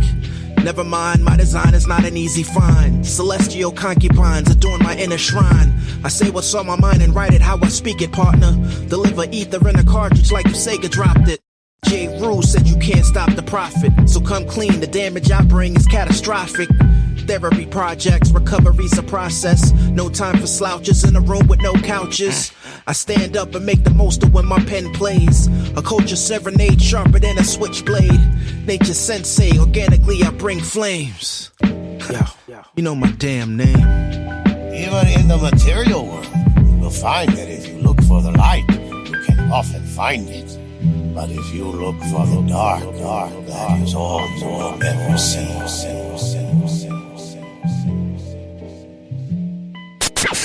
This is Howlin' Jim Jackson, and you are listening to 112 FM Bandito Radio. That's right. Let's dive into this one from Stratos.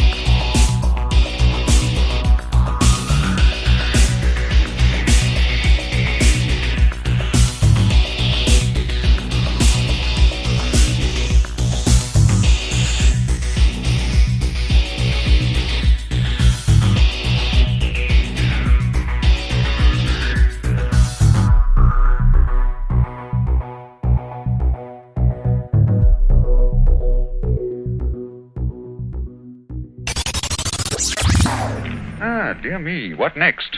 Most unusual, Watson. Most unusual. What's most unusual, Watson? Bandito Radio. Hey, what's up? This is Mark from Confaro and the New Creatures, and you are listening to Bandito Radio.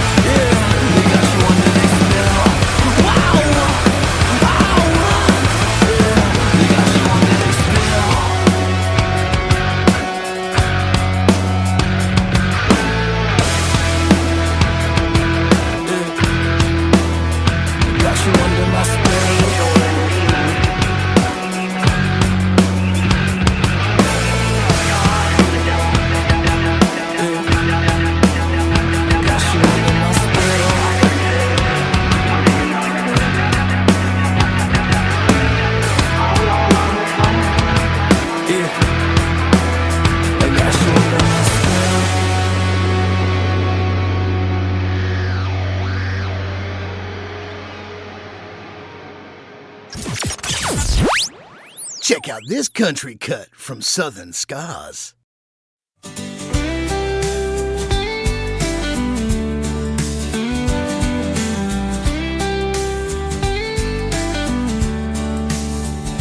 Go on, talk to the people who said we'd fall apart, who planted those seeds deep in your heart. Go on, hang with your friends, the ones who lied, jealous of love they couldn't find. Go on, girl, take their side, but don't come back with tears in your eyes. Don't miss me when you see the truth, when those guys in your phone stop calling you, when the nights get cold and you're all alone. Don't miss me, darling, 'cause I'm already gone.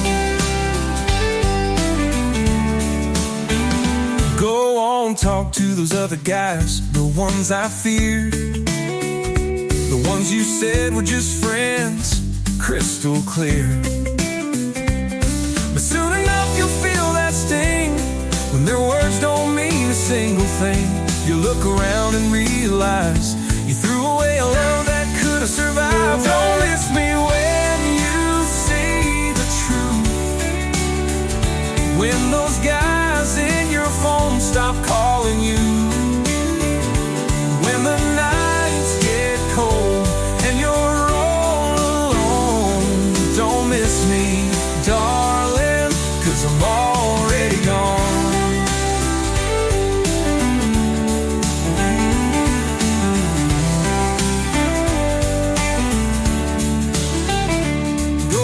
Blame me, say it's my fault, but your choices led to this free fall. Don't text me, don't say my name. You lit the match, now you feel the flame. You look around and realize you threw away a love that could have survived. Don't miss me when you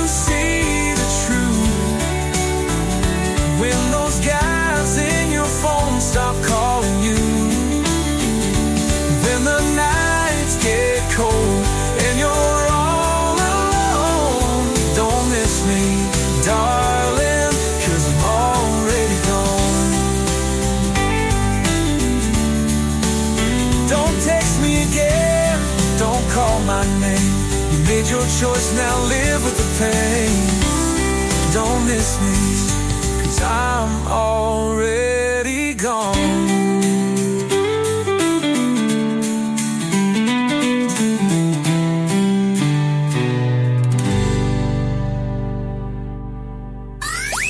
Check out this funky one from Mount Cyanide.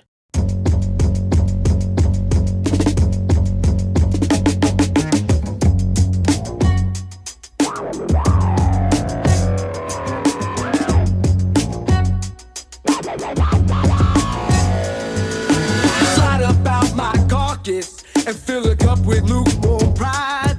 Me still ain't that social. All the hearts I had just died. Been told there was some bootstraps. What? How supposed to pull? I've never been much one for farming, but even I know that shit's bull. I can't pay. I got tenants to bowl. I can't pay. I got tenants to bowl. But there's a hole in my bucket, so the soup just drowns my feet. Every time I go to order, all the wall wanna do is beef. Lord lands, they feet up, fat cats they only grow. I can't pay, I got tenants to bowl. And the lost my shadows far behind me, looking for some place to hide. My lunch it's high blood pressure, with a side of cold pink eye. Things are looking up now, the better winds done start to blow. My teeth green taste so funky, oh shit that's asbestos. Until the funk can't save me now, I hit the club floor with my cow. Get on down. Until the funk can't save me now, I hit the club floor with my cow. Get on down. That's right. Fuck you, cow. I can't pay. I got tenants to bowl. I can't pay. I got tenants to bowl. But there's a hole in my bucket, so the soup just drown my feet. Every time I go to order, all the wall wanna do is beef. Lord lands, they feet up, fat cats they only grow.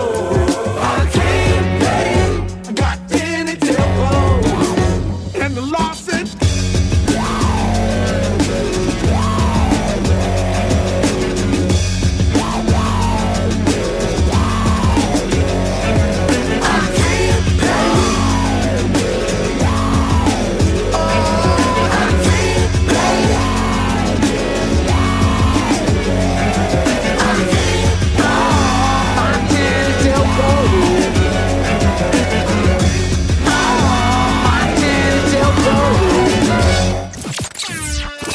Are you ready for a new era of storytelling?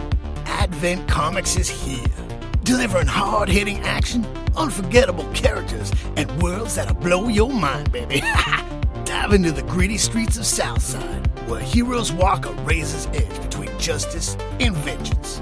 Or join Dalton Malone as he hunts in the darkness where no one else dares. From cosmic battles to street-level justice, Advent Comics has it all. The stories are bold, baby, and the action is relentless. The adventure never stops. Advent Comics. The future of comics starts now. Are you ready? Hello, outlaws and outlawettes. You are listening to Howlin' Jim. You are on 112 FM, Bandito Radio.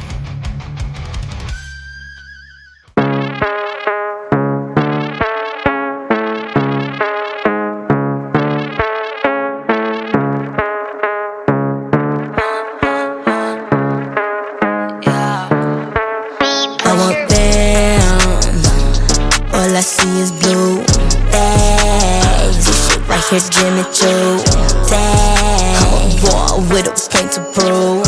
Yeah, boys turn my savage loose. Get it, get it, get it, get it. I'm back at the mall. Fit it, fit it, fit it, fit it. Versace my drawers. Rent it, rent it, rent it, rent it. Scoring my card. Did it. I want it all. Said they put me on. I've been in and out the bank before I made a song. Credit. Ay, wake up real at 8 in the morning. Wipe his nose like I'm shaman. Can't fuck that hoe cause she boring. Flow sick but I'm lit, I'm annoying. Never cared for the boy, he was corny. Shows up but I was lonely. Get what I want, eat who I want to. If I'm wrong then bitch just show me. I want it all. Hunting up then hopping up, I can't fall. Riches here till I be, I want draws. If it's a crime then bitch fuck the law.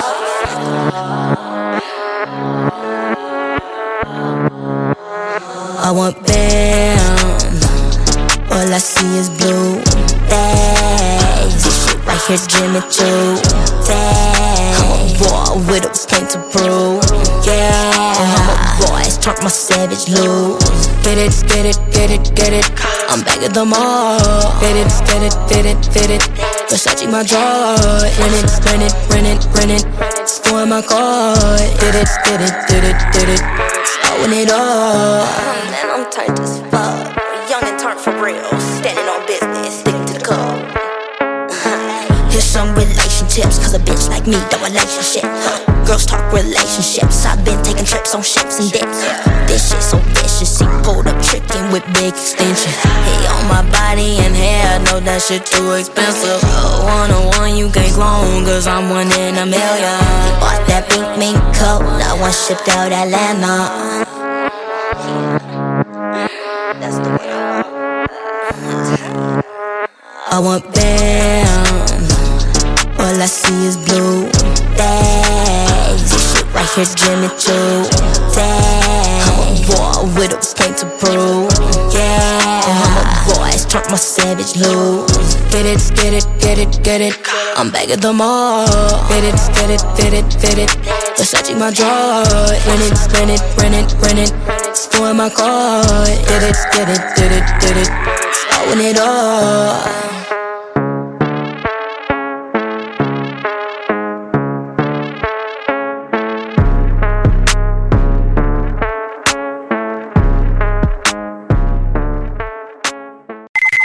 That is Ray Millie.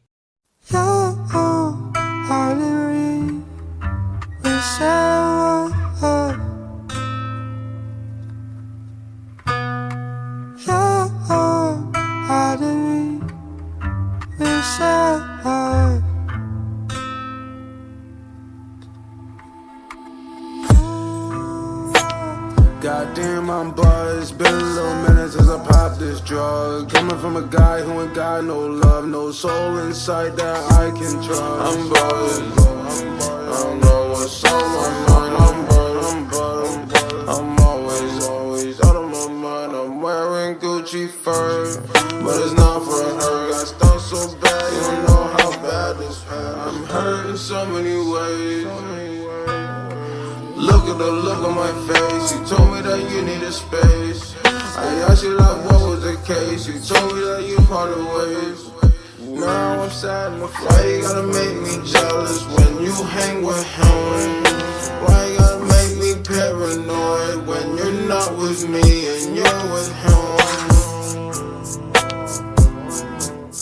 I'm buzzed. I know that's on my mind. I'm buzzed. I'm always out of my mind.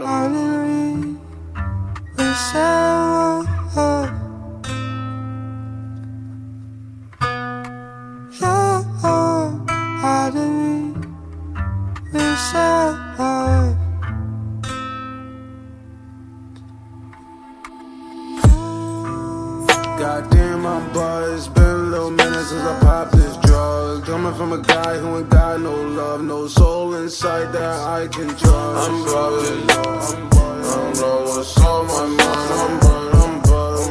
I'm always out of my mind. I'm wearing Gucci fur, but it's not for her. Got stuff so bad, you don't know how bad this hurt. I pop me a bean, the nigga done hop on the scene. You cheated inside of my dreams, and now I walk up my feet. I'm steadily smoking this green and rapping and sipping the lean. Out of my mind, I know I'm buzzed. Like, what's the fuss? Stop acting sus, like, what the fuck?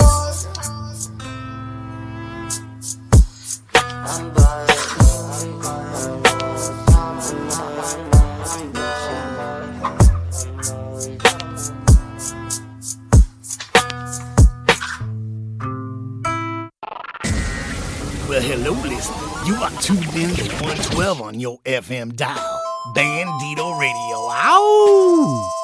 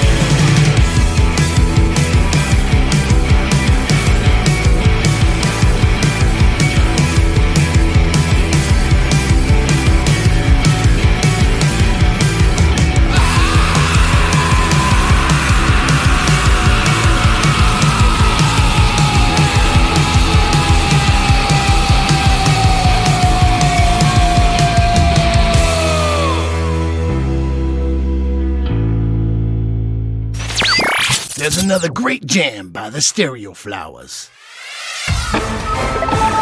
We interrupt your regularly scheduled program to bring you this breaking news. We have a major development in the high-speed pursuit with the vehicle known as the Bandito. Moments ago, the rogue muscle car emerged from the industrial district and was spotted careening onto the I-77 freeway, going the wrong way.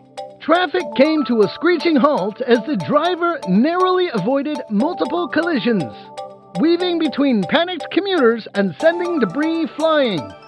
State troopers have joined the chase, deploying spike strips ahead of the vehicle's projected path. However, the Bandito's driver executed a jaw-dropping power slide onto a nearby off-ramp, once again evading capture. Eyewitnesses said that sparks were flying from the undercarriage, possibly from earlier damage. Yet the vehicle shows no signs of slowing down. Police are tightening the perimeter and multiple agencies are now coordinating an aerial strategy to track the Bandito's every move. This is an ongoing and dangerous situation. Authorities continue to urge all residents to avoid the affected areas and shelter in place if nearby. Stay with us as we bring you real-time updates on this dramatic and escalating pursuit. And now, back to your regularly scheduled program.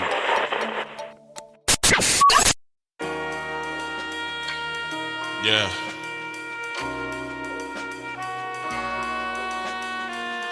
Yeah.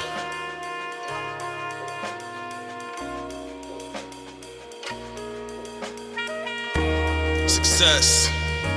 Success. Success. Success. Success. Success. Success.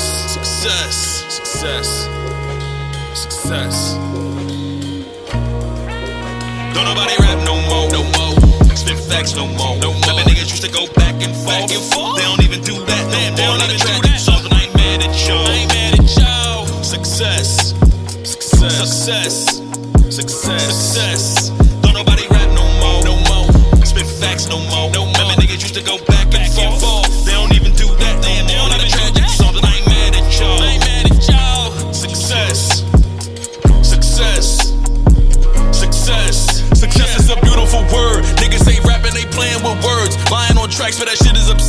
fact that niggas ain't putting in work. They just pop 'em a perk and then lay down a verse. How many niggas gon' die in your verse? Please come up with something different for the listeners. When you rap, you should be painting a picture. It's not a fact if you never did it, my nigga, that's cap. Cause you just a witness. Just rap about the way that you living. Then let's see how many people gon' listen. Real rap, I bet it's a difference. Let's take it back to the beginning. When niggas would battle instead of dissing. When niggas would actually handle business. Had to get up just to go get it. There wasn't no handouts. We stood on our block till we ran out. Hustling just to keep food in our damn house. That's what a man bout. Not chasing no damn cloud, trying to stand out. Success, my nigga. Success, young nigga. Don't nobody rap no more, no more. Spit facts no more, no more. Niggas used to go back and forth. They don't even do that no more. Not a tragic song, and I ain't mad at y'all. Success. Success. Success. Don't nobody rap no more, no more. Spit facts no more, no more. Niggas used to go back and forth. They don't even do that no more. Not a tragic song, and I ain't mad at y'all. I ain't mad at y'all. Success. K.A. Success. Yeah. Learned from my brother at first. When I got older, got worse. Look at me now. When I was 21, nigga, I thought I'd be dead in the dirt. Man, I was moving at work, moving, avoiding a hearse. Trying to get money like it was the first. Bodies was dropping like it was a curse. Bodies was dropping like it was a curse. Weed man, moving that shit like it was in season. Niggas get shot for no reason. Gotta thank God that I'm breathing. Gotta thank God for my family. Wasn't for them, I'd be losing my sanity. Searching and looking for clarity. Life was a movie, these niggas be living a parody. Tell me you real or you fake. Only the real can relate. Niggas are snakes, taking my life as a date. Pulling my 9 and I hit him with A's. Ain't a killer, but don't push me. You ain't a killer, boy, you pussy. Speaking of pussy, your girlfriend just called me and she tryna give me a goodies. Get her mad, get her mad. Get a bag, get a bag. Pull up in a Jag with the windows cracked with my name on the tags. I'm back in the lab. Wrote this with no pen and pad. It don't get no realer than that. Gotta keep killing these tracks until we in back of the back. Success.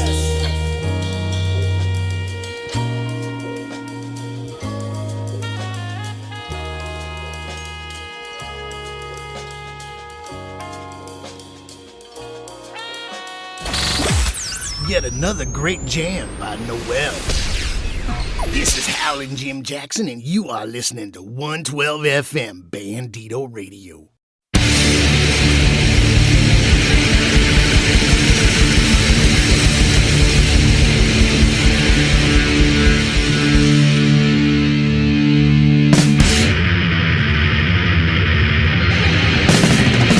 What you say on your divide? Turn on with enough urgency. Touch your spirit, half an hour. Networks don't have all the power. How can you think? What? When you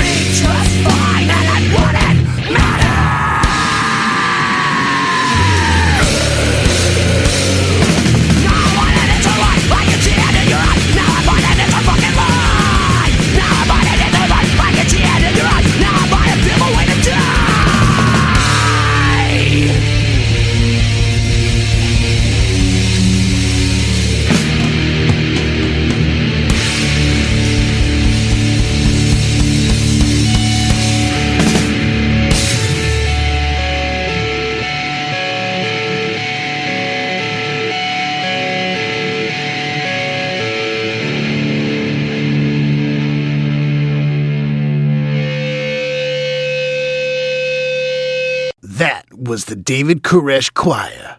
Stay tuned, my lively, lovely, loyal listeners. Action Figure Frequencies is right around the corner.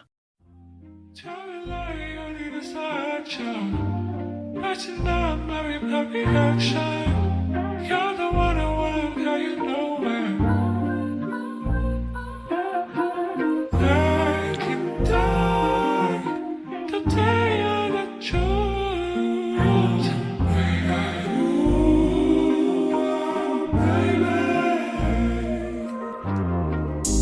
I don't wanna be no burden, yeah, I know for certain. Judge my soul with a verdict, even you know not perfect. This is the land of the gods, ask me how I know. No, I heard it from somewhere divine. I'm willing to be that person if you're willing to follow the lead. Get them to come like me, I'm a disruptor. We are the glitch in the system, we do this together. It's for the better. We are the eye of the storm, the spot about weather. I made it the winner, so I'm finna start a rebellion. What about the wicked? We gonna pour that boat like Noah's Ark. One way ticket to glory. Just know we not sheep. We will not suffer in silence.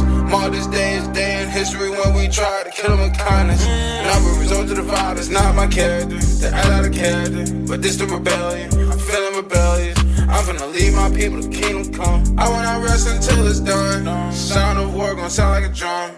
It's the beginning of the end. I know I heard this song before.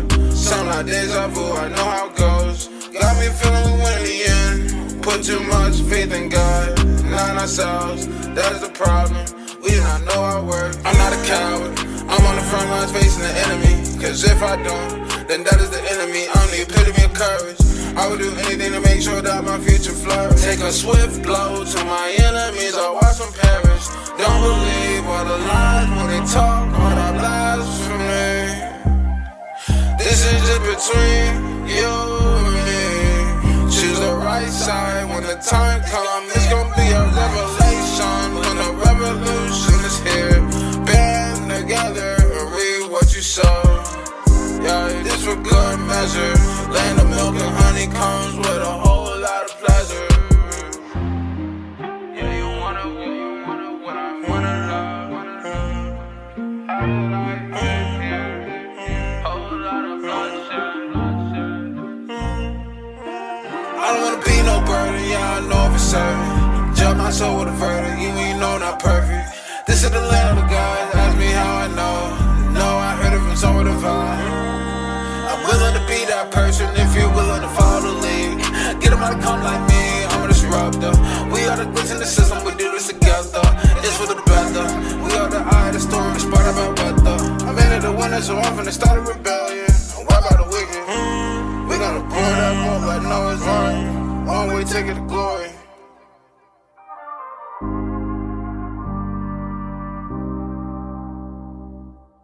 That was I Am Mad. Get ready to dive in, listener. This is Chris Turner.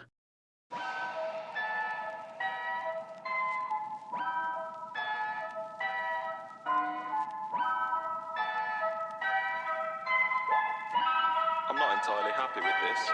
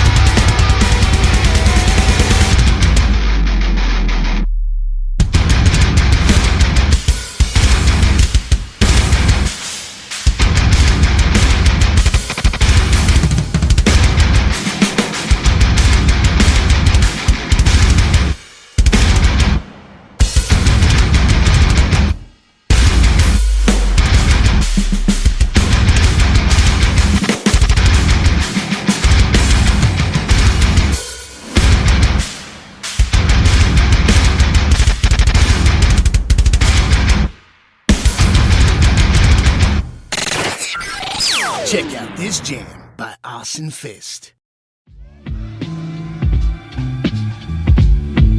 OBN committing ours. Yeah. Verbal Jafar, my frequency will make the pen its host. Parasitic flow attach itself to beats that go. Across state lines, you Padawans get smacked on. Moff Gideon, Dark Saber, your tough talk. I bluff hawks and take flights among the satellites. Those lonely nights watching Vanna White when vowels light. I move like butter on ice, y'all two-stepping. I hold Danny Glover short from a lethal weapon. Margin felon right beyond the page you turn to read. I shall proceed at speeds faster than the flash breathes. Fuck with me, breaking change to make $1.50. As snowfall, I keep the block hot, I'm extra crispy. You orthopedic, rather non-comedic. Silly posturepedic, getting slept on is a natural demon. I carry seasons for your grill if you enjoy beefing. My only reason for aggression is you probably need it. Fight the coward with the power to expose the problem. Zero options that revolve around your lack of knowledge. Black college alum, enhanced melanin. Nanites develop these bars, nature's intelligence. Islands with Gilligan, stranded lyrical innocence. Composed by the hands of Osiris, Isis, and Imhotep. Yeah. God body, throwing nerd parties. I carry shoddy, single barrel with the drum you sloppy. Break the copy, 1-9, peep the reflex. With synthoceps, I'm throwing jabs to crack a titan's chest. Yes, top shelf, rather well made. A child of tech and sun rays, I come in many shades. You know the name, Arson Fist, the eternal flame. I show no shame, this is game born in outer space. Now listen to this banger from Ray Millie.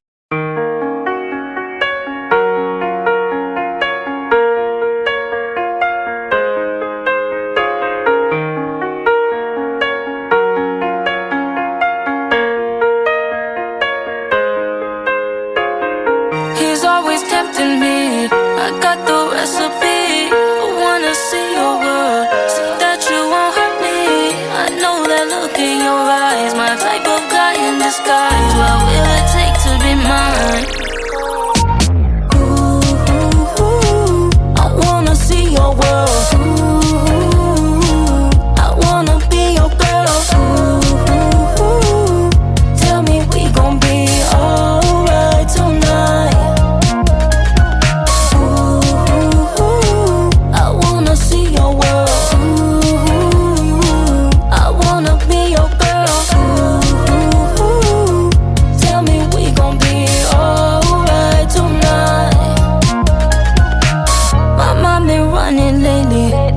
I'm thinking crazy. You tease when you say maybe. You drive me insane, baby.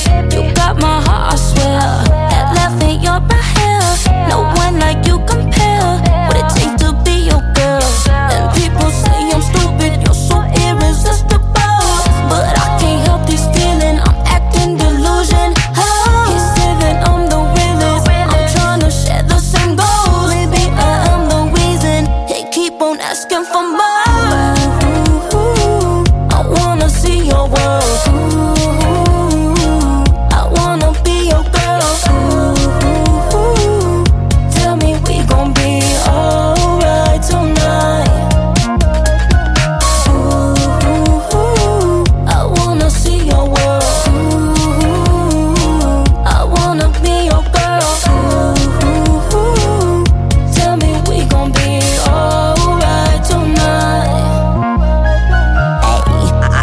What a man can't do.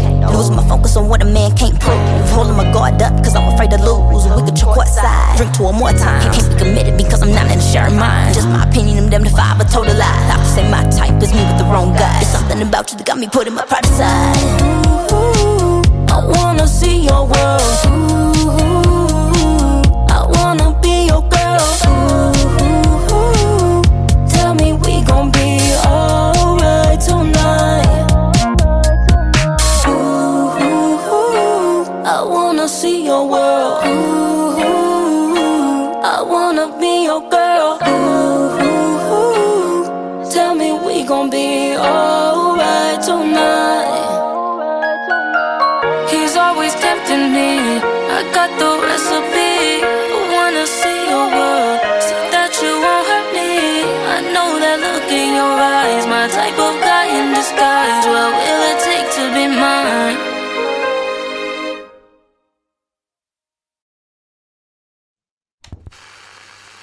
Bandito Radio presents Action Figure Frequencies with your hosts, Chet Maddox and Alexander Storm.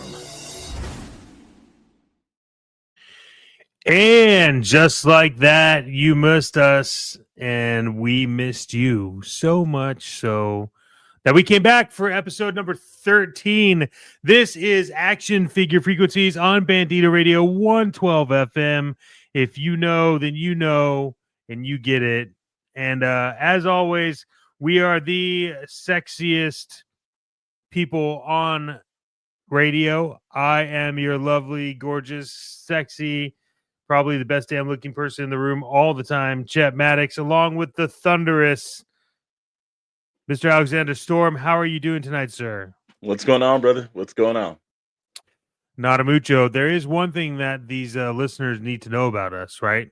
What's that, man? Don't we usually come at them from different coasts?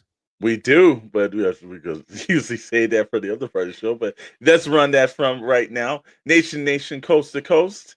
From your toy rooms to our living rooms, or back and forth from your living rooms to our toy rooms. This is Action Figure Frequencies, episode 13. 13. And if everybody says 13 is unlucky, no, we're making it lucky tonight. It's lucky now because you're listening to us. We have a great show for everyone tonight. A little bit here and a little bit there. We're going to talk about the dilemmas happening in people's display rooms. We're going to get into possibly break in some issues around tariffs. And, if you've got that FOMO issue, we'll get into that. And then also, this is a little bit of a special edition of the weather forecast, and we'll get into that. But all that and more this week on Action Figure Frequencies. 112 FM, Bandito Radio. Well, sir, I have been looking forward to this for a while now, since we talked about what we were going to be talking about. And that leads us right into it, because I know there's a few segments that are going to cause us to have some conversation. Absolutely. This is Hot Points. 112 FM, Bandito Radio.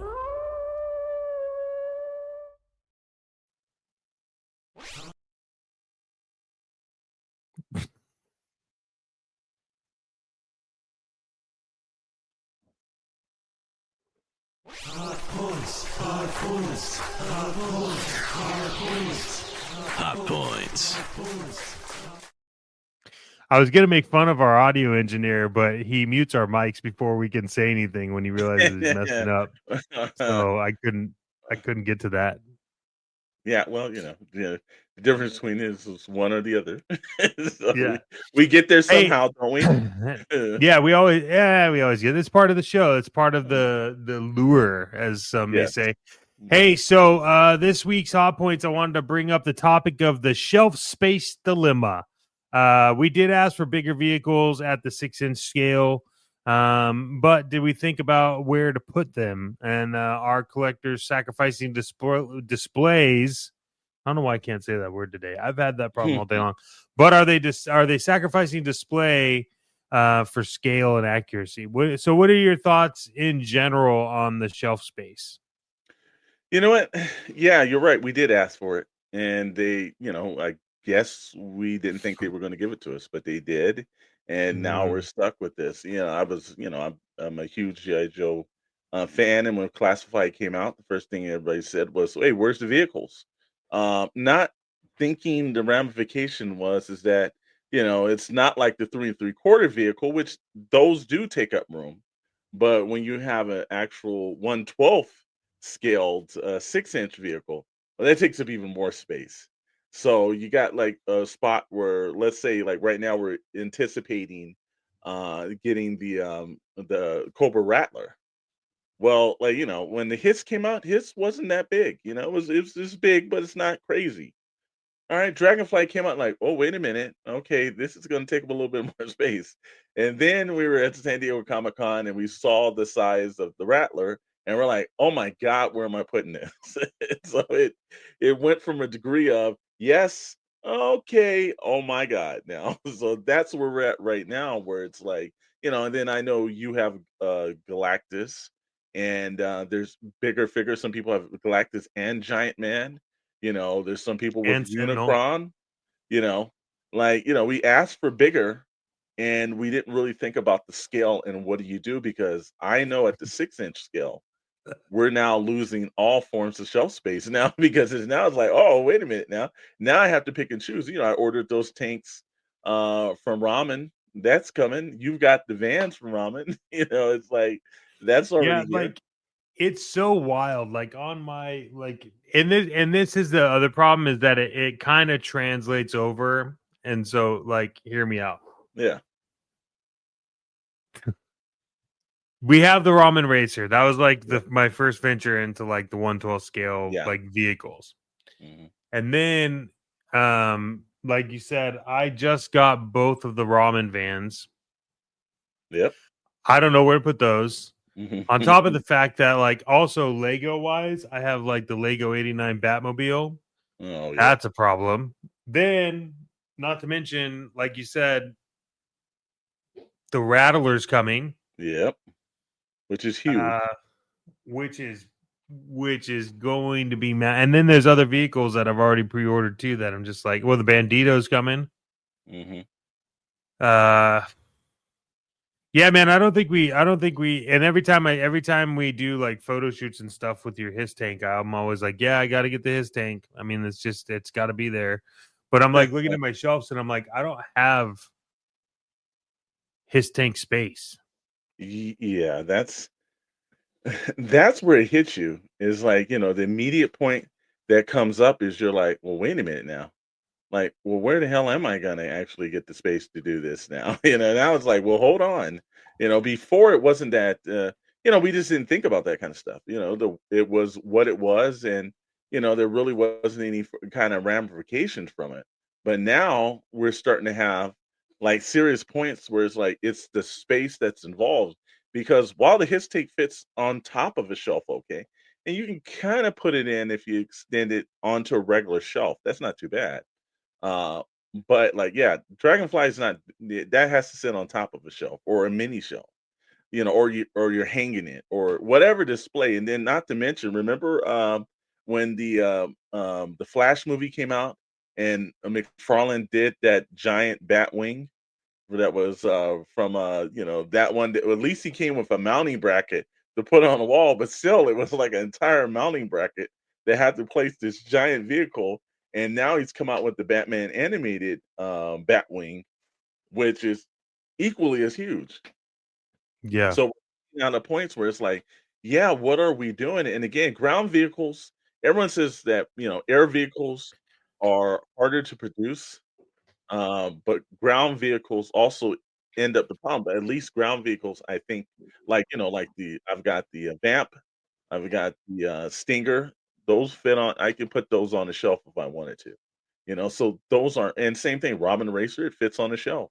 The looking forward to getting the Bandito, and that's going to be on the shelf and everything. But yeah, it's like it's seriously, like, I'm worried this year of what the HasLab's going to be for classified, because whatever it is, if it's bigger than the Rattler, it's like, oh well, wait a minute, what am I going to start doing here? Because it is getting. Are you gonna buy it?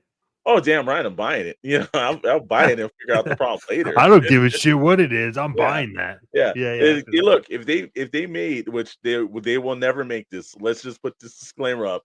They're never gonna make the flag. Now, you got some great 3D printers and some customizers out there that will make a 1/6 scaled or 1/12 scale version of the flag. 1/6, dude.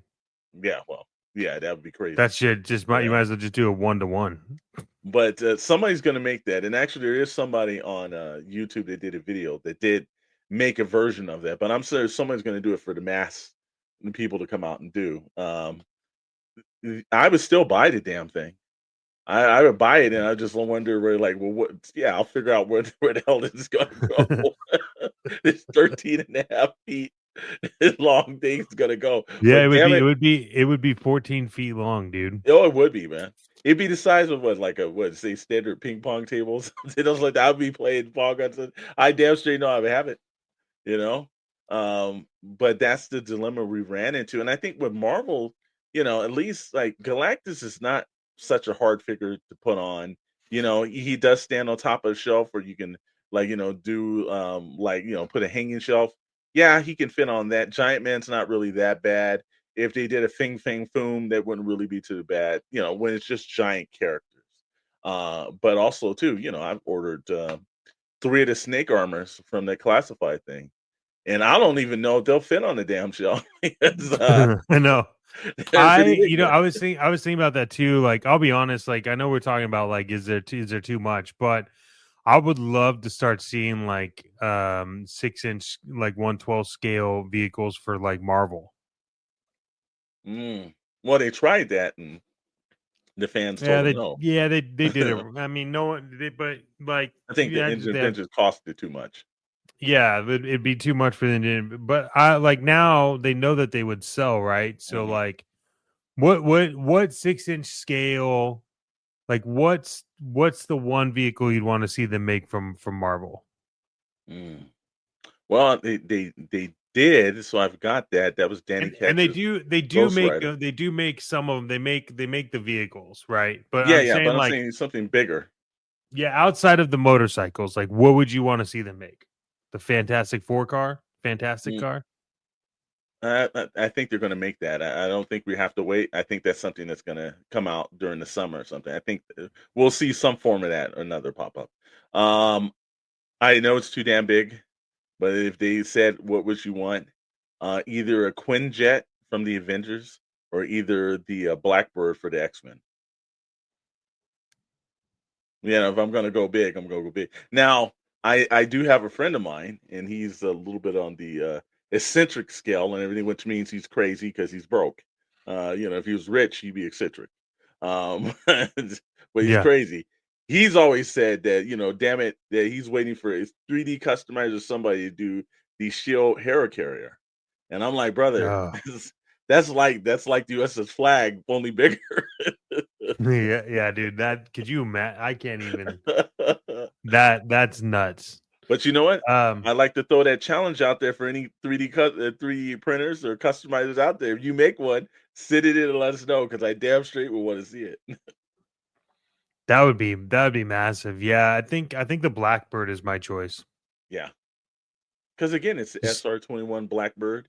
It's a great looking vehicle. If you're not even into the X-Men, there's a lot of aviation enthusiasts out there. It's a great vehicle. Yeah, I think putting all your X-Men in it too, right there's no brainer, bro. Black suit X-Men. No, man, I put the original. Actually, they could do that. They could fund it in 2 ways too, because you could do the actual X-Men movie version, and then you could do the X-Men '97 version of it, where you could actually do it as blue, like on the cartoon show. So they could actually double dip if they wanted to on that. Yeah, let's get those 2 molds out there. Yeah, I think so. I think in terms of just like shelf space, like I think it's forcing people to figure out different ways to display things too, by the way. Like, I think it's like, oh, well, I can hang this vehicle and I can do this, right? And a lot of the crazy displays like that too come from like Lego collectors, which is kind of wild. Like, if you look at Lego collectors and they're like space, they laugh at space, because they just have so much that they've been able to figure out. So I don't know, man. I'm excited to see where it goes. I don't know what the next HasLab is going to be. It's a bummer because I'm deep into like HasLabs and Joe's now, which bothers me. But well, it boils down to what it's going to be if you're going to take the space, if you're going to, all the moves and exceptions to what you think that you want to do with it.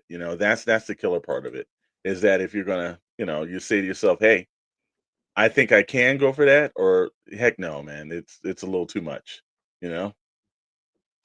Can you imagine a 1/12 scale Death Star? Oh, geez, no.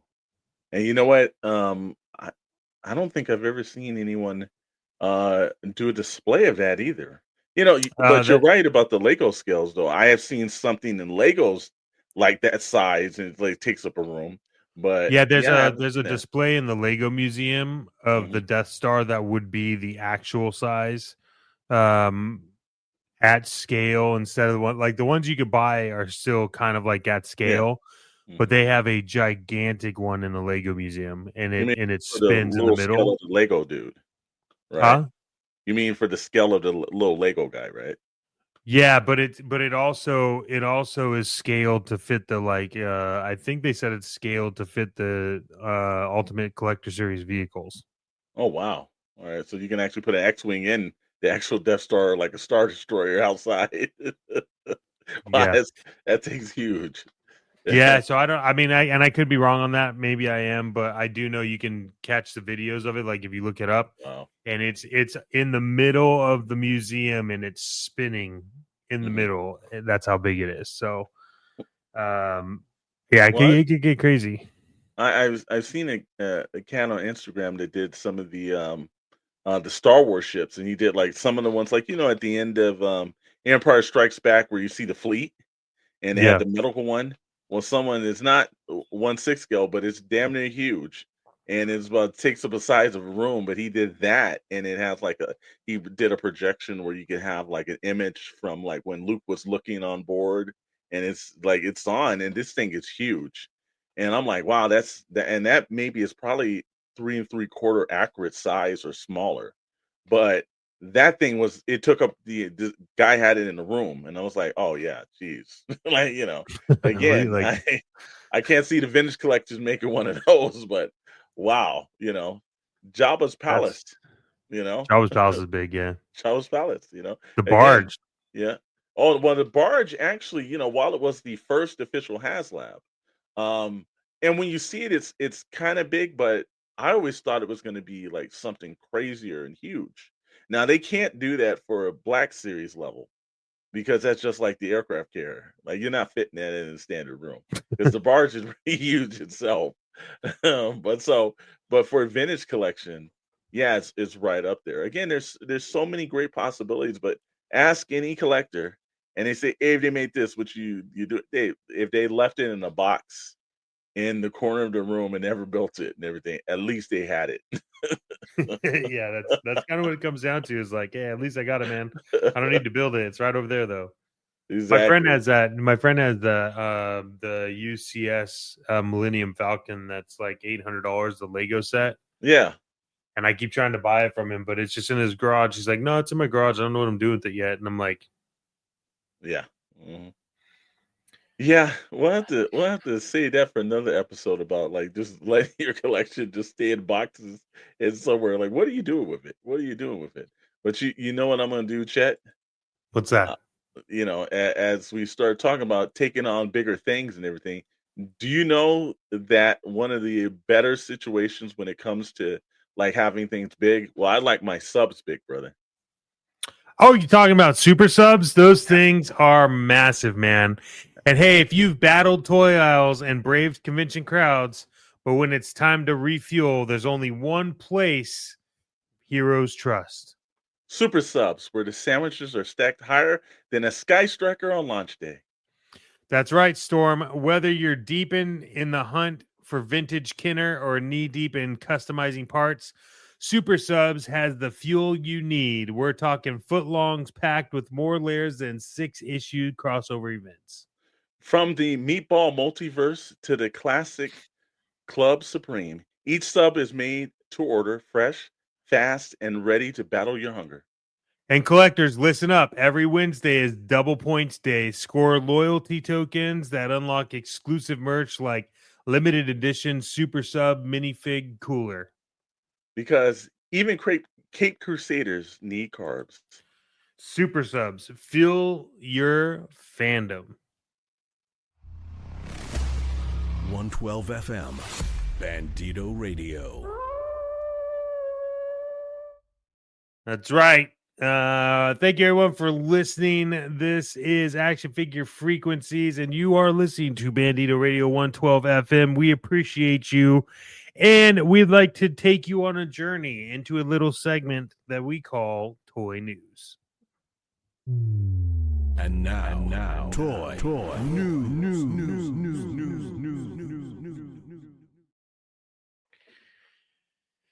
Well, there are talks amongst the world of toys out there in non-Bandito world, and the talks are real, Mr. Storm. They're They are. thunderous. Mm-hmm. They talk and they talk, but do you think that we are in a tariff relief window? And what do you think this means for the toy industry? I think, look, as we all know, sometimes with these situations, everybody has like a soapbox that they stand on. We don't do that here. I believe that at one part or another, either there was gonna be a relief or it was gonna tear up the version of the economy, and I don't think that's good for anybody. So I knew at one point they were kind of settling it down, and something would come out of this. Now we've got a 90-day kind of like window right now to see through negotiations and everything. We'll see if this is permanent or this ultimately changes. I think it'll change, and I think it'll change for the betterment of things because again, you ever want to get people to lose their damn minds, destroy the economy quick. It's gonna, yeah, things will get fixed real quick when people are outside the gates with pitchforks and fires. They asked Dr. Frankenstein. It doesn't go real good when you create a monster. So I think it's good. I think it's even at this, and I believe right now it's at 30%. I think it's gonna go lower than that. Because I think both sides will work it out, and I think China's at 10 and we're at 30, and at one point it's going to get changed and balanced out correctly, and there'll be a slight bump. Now that doesn't mean that the bump is not going to be, because the toy companies aren't going to push back on that situation. They're not going to, oh well, guess what, it wasn't that bad of a hike, we're going to go and change the price. No, they're going to keep the prices the way they are now. Don't expect too much relief. All I do know as of right now, Hasbro, which I thought I would not be the person that would be able to say this, but Hasbro did probably one of the most solid situations where they had paused it over that weekend before the actual, instead of raising the price, everything was marked on their site unavailable. When it came back, and that's as of yesterday for us. So things could change day to day, but they were put right back at the 24.99 point. They weren't at the 29 point. So we'll see how long that lasts and whatever. But for right now, they didn't do the trends where, like, Super 7 did it for in stock items. Entertainment Earth did it for in stock items. There's some bad contributors out there. Amazon jacked up all their prices, and their prices did not go down as we're talking of right now. They may not, but they're even higher than Hasbro Pulse. So they're going to be bad contributors that's going to take advantage of people. And look, this is what happens when you have a corporation. There's to please their stockholders. They're not to actually help the general public. How your dollars are actually put into your voice is by not spending it. And if you see something out there and you think that it's unright, and you don't want to contribute to Entertainment Earth or anybody else, don't.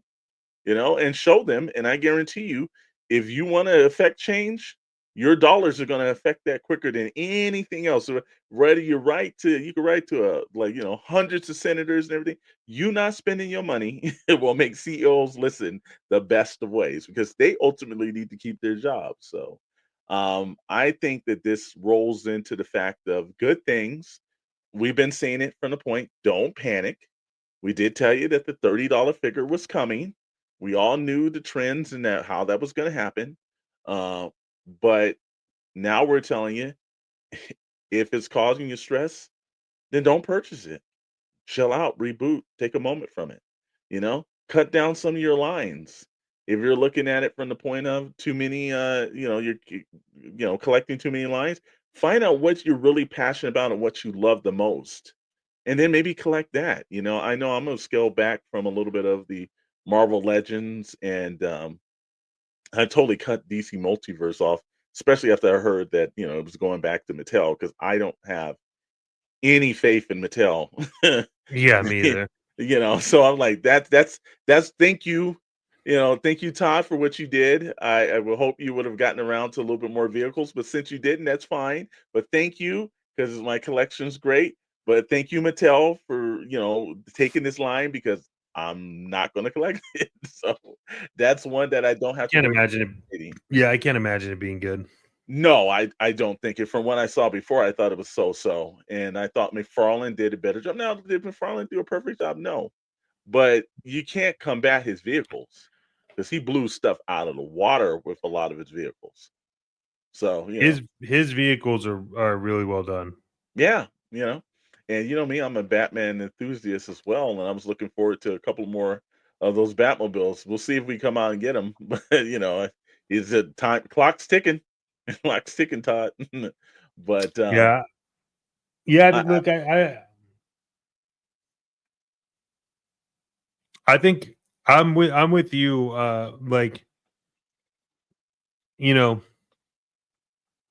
I am impressed with what Hasbro did. I think it was I think that was a decision that was made based on having their pulse on the culture and understanding what was going on. And it also kind of shed some light to something else. Like this, in theory, could destroy third-party providers, like partner networks, right? Because everybody raised the price to everything. People let people go. People did their thing. They did whatever. And they're like, well, it's only a matter of time before Hasbro. And then Hasbro's like, check this out. Hold my beer. They paused it. Couldn't get it. And then they brought it back at the normal price. And that's a bummer for everybody else. And here's the only thing that made me upset was that when they did bring it back and you could order it, I didn't realize it. And I just missed out on the stuff I wanted to buy anyways. But at the same time, I think it's good. And I think my hope is that this all triggers people to understand that this is just like a hobby. Yeah. And like, I understand people are passionate. Yeah. I'm not dissing on your passion, but like, if it's really causing you some problems, like we said, you don't need to stress. We've talked to Vonner about this. He said it on a few podcasts. Literally, like, you just got to go with the flow. You got to figure it out. And everybody that's being super negative, like we've talked about this multiple times, but like, come on, grow up. Well, being super negative and being confrontational like that, it just shows a lack of emotional immaturity. Honestly, it's all it is. I think is there's obviously people that do hot takes, and there's nothing wrong with that. And that's a point of everything. It's in regular media to everything else. You can turn on ESPN and hear a couple of morning shows where all they do is hot takes all damn morning long. Does that ruin a little bit of actual sports journalism? Yeah. Did it get them views and a massive viewership audience? Yes, but they also have some rebellions. I listen to the people that's in the industry, real people that's in the industry. And some of the tops, like again, you're talking about David Vonner, who's a friend of the network and the shows. He wasn't panicking one bit. He was telling people like, "Hey, man, it is what it is." So I take a person that has 30 plus years in this industry of knowledge, and he's telling me something like that, I'm going to listen. It's the same way that if I walked into a financial planner and I told him, "Hey, I need to save for retirement and everything," he said, "This is the plan that you need to do." I didn't go to. I'm not a CPA or any other person that's right there that knows what I need to do financially. What I need to do, I listen to an accountant. That's why I pay him for his knowledge. And I go to the doctor, and he tells me this is what you need to do, and this is what you need to work out with this or whatever. This guy spent most of his life in school and built a practice. You listen to the people that have been doing it the longest. Somehow we have gotten to the point where you would just abandon it and you listen to the dipshit that's on some social media network that has absolutely no idea what he's talking about, but he's telling you direction of what it is. He's never been in the government. He's never done. Hey man, this is what you should be doing. This like, if I was you, this is what I put my money in, and it's like, come on, remember on late night television back in the days when it was like, right when it, like everything went off and there was this. Remember the so-called billionaire? I think it was Johnny something or whatever. He had some, but he was telling people like, if you buy my videotape, and I can teach you how to I be a remember that. millionaire. So it's just out of the blue, right? But it's like, I got to buy you a tape, and you're on the middle of that. You're not even paying for prime advertisement. Yeah, so you're not really a billionaire. I was just You gonna say know? that. It's like, nah, I don't know if you're really a billionaire. This is like fucking 2 in the morning, bro. Because Like, I if don't- you had the money, wouldn't you be on like prime time? Wouldn't I be like tuned in to like whatever? It's like 7 o'clock, 8 o'clock, and you'd be right there, or before like the evening news. No, you're there like when the whole you're 5 minutes away from the Star Spangled Banner being played and and the then American and then flag. the and then the bars. but that's the guy who was like, "Oh, it's $29.99. I'm sending that in," and he didn't even give you free shipping. That was a plus. It was like plus shipping, so he couldn't. Yeah, Even, plus so $9.99 again, shipping. maybe that's how he was capable billions of dollars, is he wasn't actually giving anything for free. But that's the same thing, man. You're listening to people out here that not the part of the industry. No one else. Look, we had Ace on too. Ace gave us a really good philosophy about the things that we want and the changing of the atmosphere when it comes to growing prices and everything. And it was when I listen to educated people, they give you back educated replies, but the one thing they don't do is panic. And I think that if it we have this whole FOMO kind of thing that's been blowing up lately, and a lot of people are just look. I think it was out of once the pandemic came, people were looking for things to get into. I know toy collecting jumped immensely because people didn't have anything to do, and it was just an occupation or something that or a hobby that they could get away with. And you're right, a lot of these third-party contributors jumped into that area and exploded in sales. And so maybe they grew bigger than what they were. But now it's coming down to where, that no one's sitting at home and ordering 50 figures at the moment. It's like Yeah. there's other things that they're doing outside, vacations and huge things that are costing them. The cost of living went up. So it's changed that model. And maybe some of these third party toy sellers need to, fall off a little bit because of their structure and their business model. Because, if you look at like Big Bad, which Big Bad jumps up $1 extra off of everyone else. Okay, here's what it is. Everybody's got a bottom line to pay. But, are you going to buy from Hasbro Pulse or from Mattel? Or are you going to buy from them? Well, sometimes you don't have the alternative because they're getting the stock. Then you jump to some other people. They're $2, $3.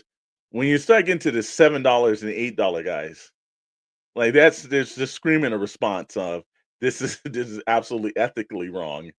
And what are you doing as a business? Because I don't care what it is, Chet. That's the last person on the face of the planet. I'd much rather go without than to send my money to somebody that at least eBay, the flippers, hey, they're in it for a point. I could respect that. But when you're a legitimate company and you're like $8 extra than everyone else on the market, how do you look yourself in the mirror, brother? I don't think you do. I think all your mirrors are just not mirrors. But yeah, I think it's crazy, man. I think a lot of this has caused a lot of people to have FOMO. And luckily we have something for that. We have a really trusted partner that we believe in. And so I'm going to ask you some questions. I want to ask people some questions here. All right.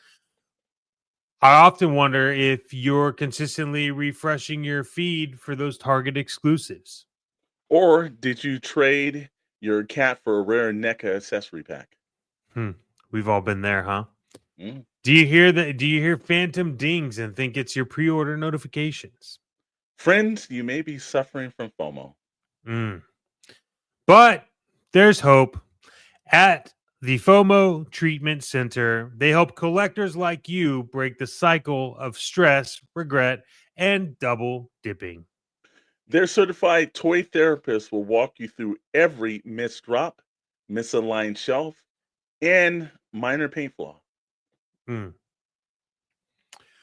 With group sessions like letting go of the variant chase and one of my favorites, mindful mint on card breathing, you'll find peace in your plastic. It's not about having it all. It's about loving what you've got. Call now and get a free stress squeezy shaped like a loose accessory bin. Side effects may include extreme calm, Mm. shelving satisfaction, and the Mhm. sudden urge to open everything. That's right. Don't let your fear of missing out keep you from collecting joy. 112 FM, Bandito Radio. And well, my friends, we're going to take a quick break in our toy news today because we have a very special weather report. This is the weather report with Mr. Alexander Storm. And now your weather forecast with Alexander Storm.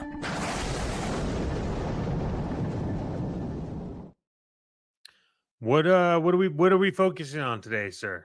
Yeah, well, we got a couple of things. So we're going to forecasting the collecting climate, what's Mhm. heating up and what's cooling off and everything, and Okay. then we're going to kick into the weather. So right now, I think the major thing that's heating up is if some of these convention exclusives. I know IshCon is happening this weekend for us. You might be listening to this cast a little later, but it's happening that. So look, we were at Toy Atlanta. The Four Horsemen had a great a great version of the convention exclusives. They're starting to pop up a little more. The SoCal Joe show we were at had Burnout, one of the dreadnoughts, and I think they only made 89 of those. So those is what's heating up in the collecting world. But what's cooling off is, like we just said in the last segment, buying your items from some of these secondary party toy companies. Got to be very careful when that's cooling off because we're starting to see those prices go crazy. Yeah, And I've been hearing that. we're gonna move into just a little bit of the weather. That's we're going right here. So see what your weather's looking like. And again, IshCon's going to be in North Carolina, so we're going to start in the Charlotte area. It's going to be 86. So guess what? You're looking at a very good weekend if you're going to IshCon. And make sure you check out our buddies at Uru Toys, and the Purple Gang Gang will be there, who actually have a show here called Full Frontal Purple. So stay tuned after us, and they'll come down after you listen to fine music and everything. But New York, 69 degrees. We're looking over at Buffalo, 79, which is another part. Detroit, 83. Let's drop down and see. Atlanta, 86. Nice. 95 in Jacksonville, 92 in Tampa, and 85 in Miami. That's where you want to go. Guess what you're looking at, too? New Orleans is at 90, so it's getting a little hot there. Houston, 94. So we're getting to that summer weather, man. I'm looking if I drop up a little bit more higher. St. Louis is at 88. Chicago, where they say it always rains, is 89 degrees. So it's starting to heat up for that summer point. 87 in Lubbock, Texas, 88 in El Paso. We're going to go to Phoenix, 90 in Phoenix over the weekend. So nice weather. Vegas, 86, comfortable, which we do know that the licensing expo's at and everything. So that's a good weekend right there. Sunny and not too hot. So that's right before it starts getting miserable there. Los Angeles, 76 degrees, 67 up in San Francisco. And, again, we go all the way up to Seattle, 58 in rain. No surprise there.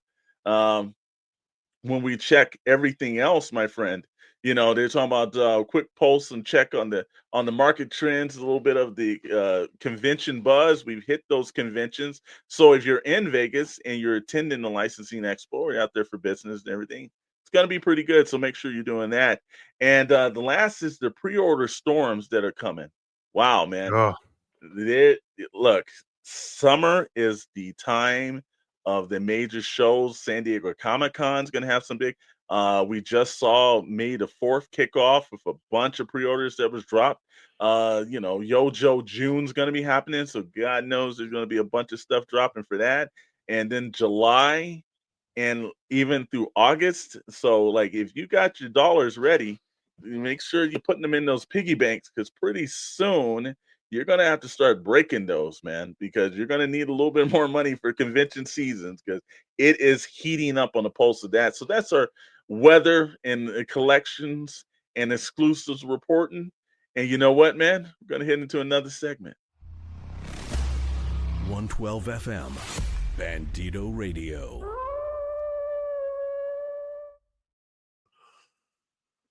Well, I'm excited for what's coming up this summer. I think it's going to be great. And the weather report just gets better and better, my friend. So, sticking with toy news, I was sitting here over the last couple weeks and kind of trying to fill out the whole climate of everything, just kind of see where everyone's at, like what does that look like? Do you think, and this is important because this is a platform that I use to launch my card game, but do you think Kickstarter's still the way, or do you think that there is a need for something else? And I'm not talking about like I can see now everyone putting in the comments and yelling at there's Indiegogo. I'm not talking about that, because that is also a clusterfuck. But what do you think? What are your thoughts on it?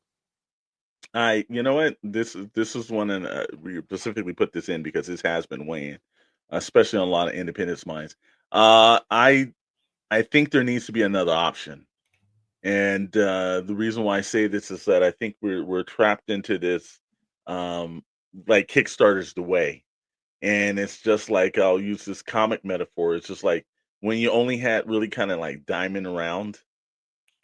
There's a lot of mishandling, a lot of bad things were being done. And then there's a level of, you could go through us or you can kick rocks. Well, Indiegogo is a little different. It's a little smaller than Kickstarter. Kickstarter's like kind of like the main branded name. But both are unreliable services when it comes to the fact of like you getting screwed at the end of the day from some of these people that made promises. Well, yeah, and Indiegogo's even worse. So if it gets funded or not, they take your money. So I know this, and I've always been leery, and I've had a bunch of friends like, hey man, go to my Indiegogo. Oh no, Indie no. I'm more like Indie no. Yeah, but and the shame of this too is that Kickstarter has the same exact attitude too. And it's maybe not in the same exact way, but it's close. And so, like, as it's not so much for the creators that's involved, because I can sit up here right now and come up with some crazy Kickstarter, and I can come up with some 3D rendered images and put it up and say, hey, yeah, I'm going to make that, knowing in my heart that I'm not going to make it. I've never made a toy. In no way, shape, or form is it ever going to get funded or anything. But if it does get funded, then I'll sit back and be like, well, you know what? I'm just not making that, and come up with some excuse. And guess what happens? Somebody gets the shaft. And I know you taught me this lesson, is that, there used to be a point where I think one of the main mistakes is people put they think their debit cards are their credit cards. And it's like, no, if you have a legitimate credit card, put that transaction on that credit card. So when it doesn't come through, you've got a legal course to go back and like dispute that. Sometimes your debit card, the banks will sometimes do it and sometimes it won't. So, and I know that's what you were telling me. Like, no, I never put your debit card in that thing, man. Nope. Yeah, I don't do that. Debit cards are treated like cash anyways. Like the way that it looks at, like, financial, this is not financial advice, this is just what I do. But I don't see any reason in putting my money on the line when I can use someone else's money and just pay them once I know I'm good, right? So like the idea of credit cards is that, like, no, you have the money, but use someone else's and like risk that shit. Because if somebody steals $1 million from my credit card, I'm not liable for that shit. If someone steals $1 million from your debit card, like, it's out of your account and you're only going to get a certain amount back. And there's no other way around that shit, right? So why would I want to risk that? That doesn't make any sense. And with Kickstarter, I did a Kickstarter and it got backed. And remember that your Kickstarter doesn't take the money until the end, right? So Yeah. that's how they. And then when they do it, then they say, okay, cool, it's successfully funded. They take their process, they take their 30%, whatever the fuck it is, and then they charge your card, right? So from the time they charge your card, that's your starting point of being able to file a claim. And you can also what happened was it was like almost a year, and I contacted my credit card company. I said, look, this is a transaction. This is how Kickstarter works. I funded it, and it's now past the date. And then they said, okay, give us like a week. And it was like a week and a half, maybe 2 weeks max. And then I got the credit to my credit card. And I don't know what happened after that. But it was, it's just that extra layer of like just you need to do on Kickstarter. Indiegogo different. Indiegogo, their terms and conditions makes you liable for everything. So Yeah. Well, here's the thing. I remember there's a couple of back contributors that started it out, and I remember there was we'll just use the Airwolf campaign that somebody made some promises that wrote some checks that they couldn't cover, and then he came up with some half-ass excuse and everything. And guess what? There were people that have shafted out of that, and I'm like, that happens way too many times for a major service like Kickstarter. It's kind of like the difference between it's like people went to Coachella, right? And they went to Coachella, they had a great time and everything. Then there was that other festival that everyone went to, and they made a documentary about it, about people getting fire. Yes, people getting screwed over for every point. So there's good parts to situations, and then there's bad. But Kickstarter has way too many complaints than great stories. For every brutal realms out there where they're honorable guys are going to get the product out to you and they raise a ton of money, there's an Airwolf that you will never get, but yet somebody has a crap ton of money and excuses with your money that ran away with it. So there's got to be something that's done that the consumer, which is us, because if I'm owner of a toy company and I put my stuff on Kickstarter, number one, there should be a level of responsibility. One, understand that Kickstarter is not free. It's not some donation bin that people put money into, and there's not administrative fees. Because I think one of the major problems runs in is that they go ahead and they put this program up, and it's like yeah, and they never took what the administration fees were in that. And I think what's the administration fees on there? Is that what 30 some odd percent, or was it on Kickstarter? Yeah.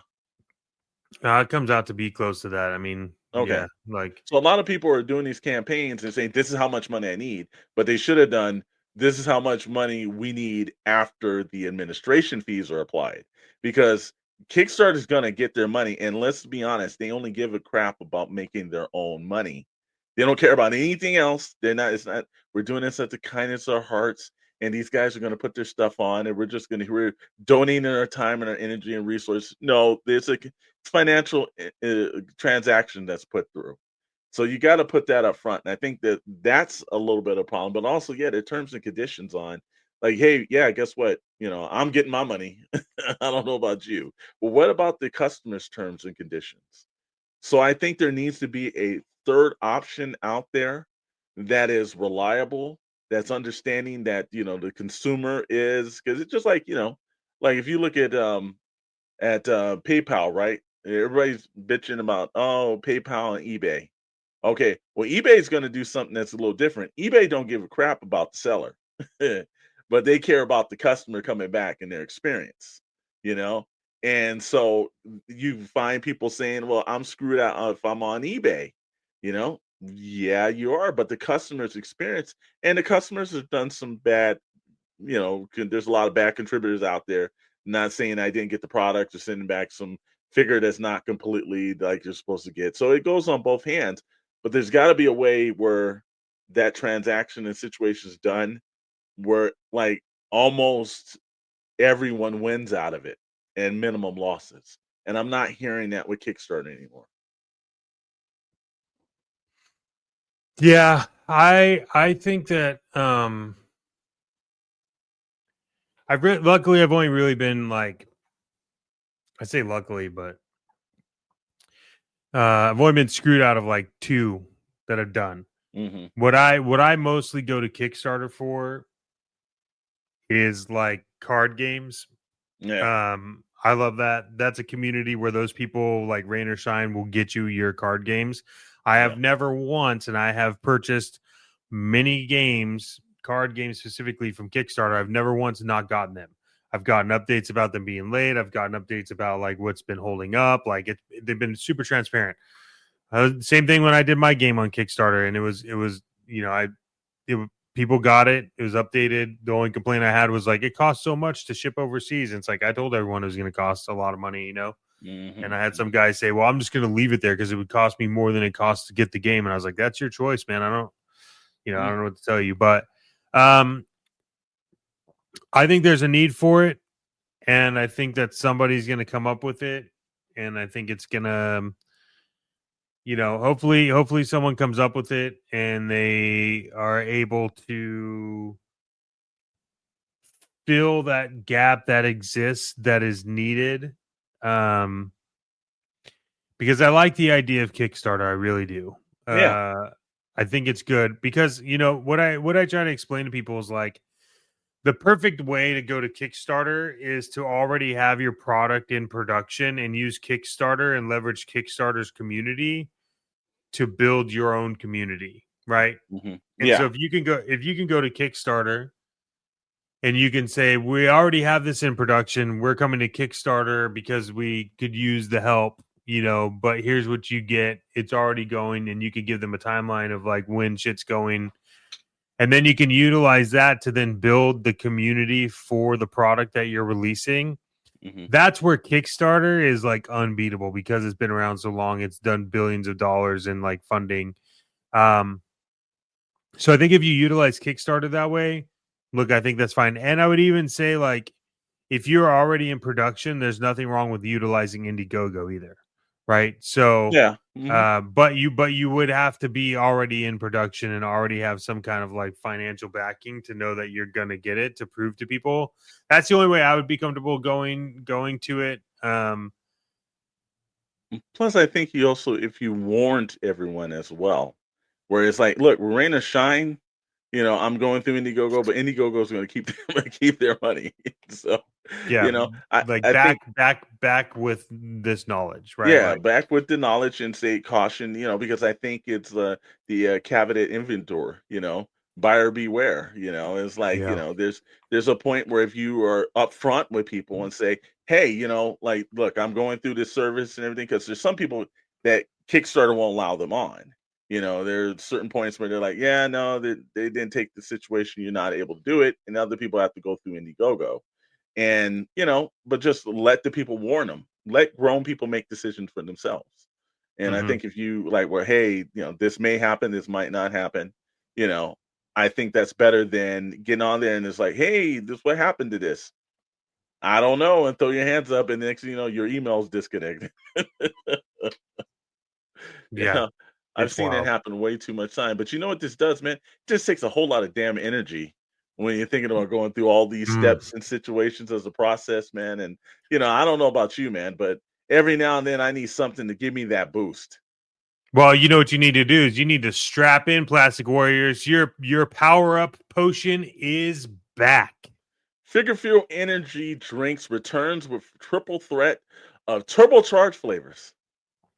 We're talking new flavors that will become legend. Retro Raspberry Rage, a blast of berry from the back issue bins.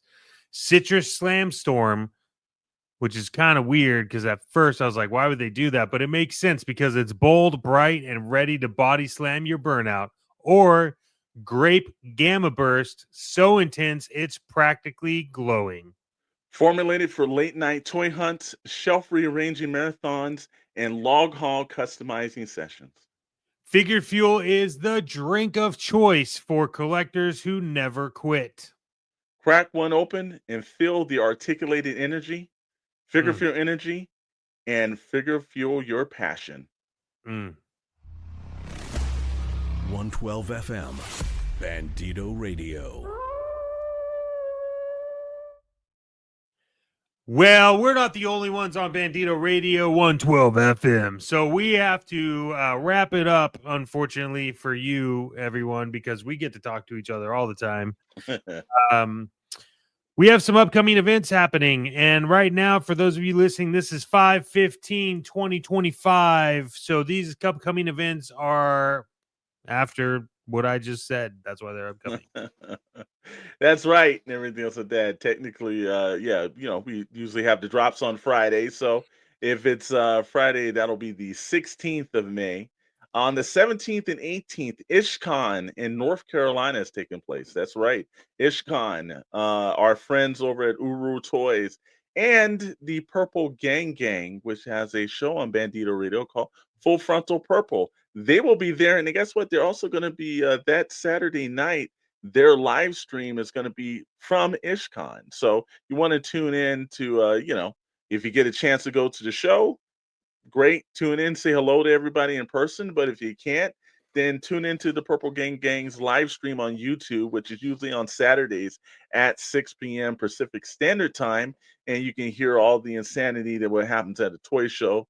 Because you know what happens at a toy show never stays at a toy show. It's not like Vegas. All your business is gonna be out there if something bad happens. Then from there, June 8th, if you find yourself in Burbank, California, then come meet myself and Mr. Maddox and the SKN crew, the Odd Frog Entertainment, and one of our newer affiliate partners, Holy Grail Toys, will be premiering with certain vendor booths at Robo Toy Show SKN, which is the network that myself and Mr. Maddox are on. If you're not listening to us to Bandito Radio, then you tune in over there to the Shadow Nose Network. We will be live streaming straight from the convention floor. We've done it at a couple of shows. If you watched our Toy Atlanta video, well, we were there. And if you watched our SoCal Joe Show video, we were there. So that's something that the initiative that the SKN crew is going to do is going to start popping up at more events. We've got a couple more coming at you. Can't say anything right now about it, but there's some other stuff planned.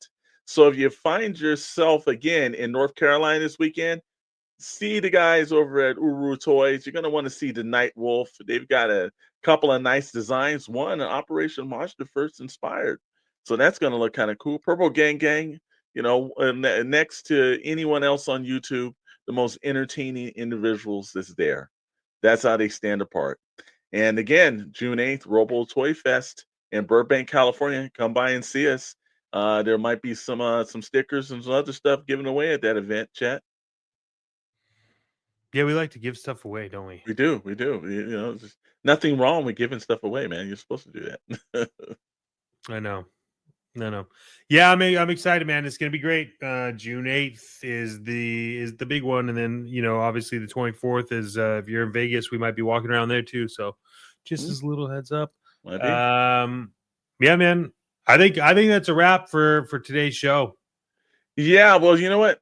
It would be a wrap, but you know what? It wouldn't be the same if one thing we didn't tell you, because if you're saying it's a wrap, well, the one thing you want to do is protect yourself. And before we go, it would be just unethical. We didn't tell you that collectors, we've all been there. You open a box and it's not what you ordered. A crush card, swap figure, a limited edition with unlimited problems. That's where Timmy Mint, toy advocate attorney from the law offices of Mint, with over 2 decades of courtroom victories and toy settlements from the biggest names in the industry, Timmy Mint is the legal muscle behind your plastic judges. From pre-order purgatory to QC nightmares, he's the one that you call when the toy world does you dirty, and it happens every now and then. He doesn't just fight for collectors, he collects victories, and every case comes Mint graded. So don't get shelf shamed. Dial 1-800-555-MINTE Mint. 1-800-555-MINT today, because your collectibles gets disrespected. You call Timmy Mint to get recollected. Because if it ain't Mint, well, you know what, my friend? It just ain't right. 112 FM, Bandito Radio.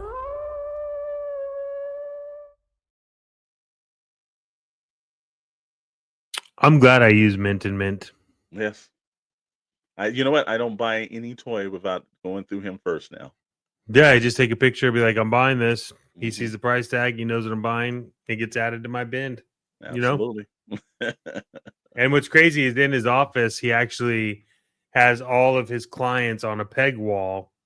So you're actually like in like a blister pack on his peg wall with all of your cards in it, which is crazy. It's kind of funny. Cool. It's pretty clever. So hey, this happens when you're in the toy industry, bro. It goes all shapes and sizes. That's why whenever he sees you, he's like, "You're one of my favorite mocks." You're like, "What are you talking about?" I don't know. Well, you know what? As usual, again, like I said, we've hit that hour mark and everything. You know what? We got some things to do over in the Shadow Nose Network. If you're not watching us on Wednesdays at Toy Box Chronicles at 7 p.m. Pacific Standard Time, 10 p.m. Eastern Standard Time, then you're missing one of the other best toy shows that we're on.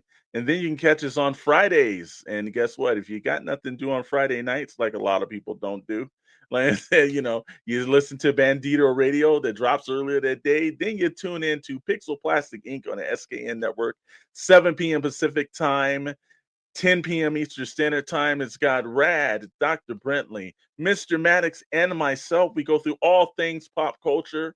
So if you're looking for a really great time, it's the place to be on Friday nights as well.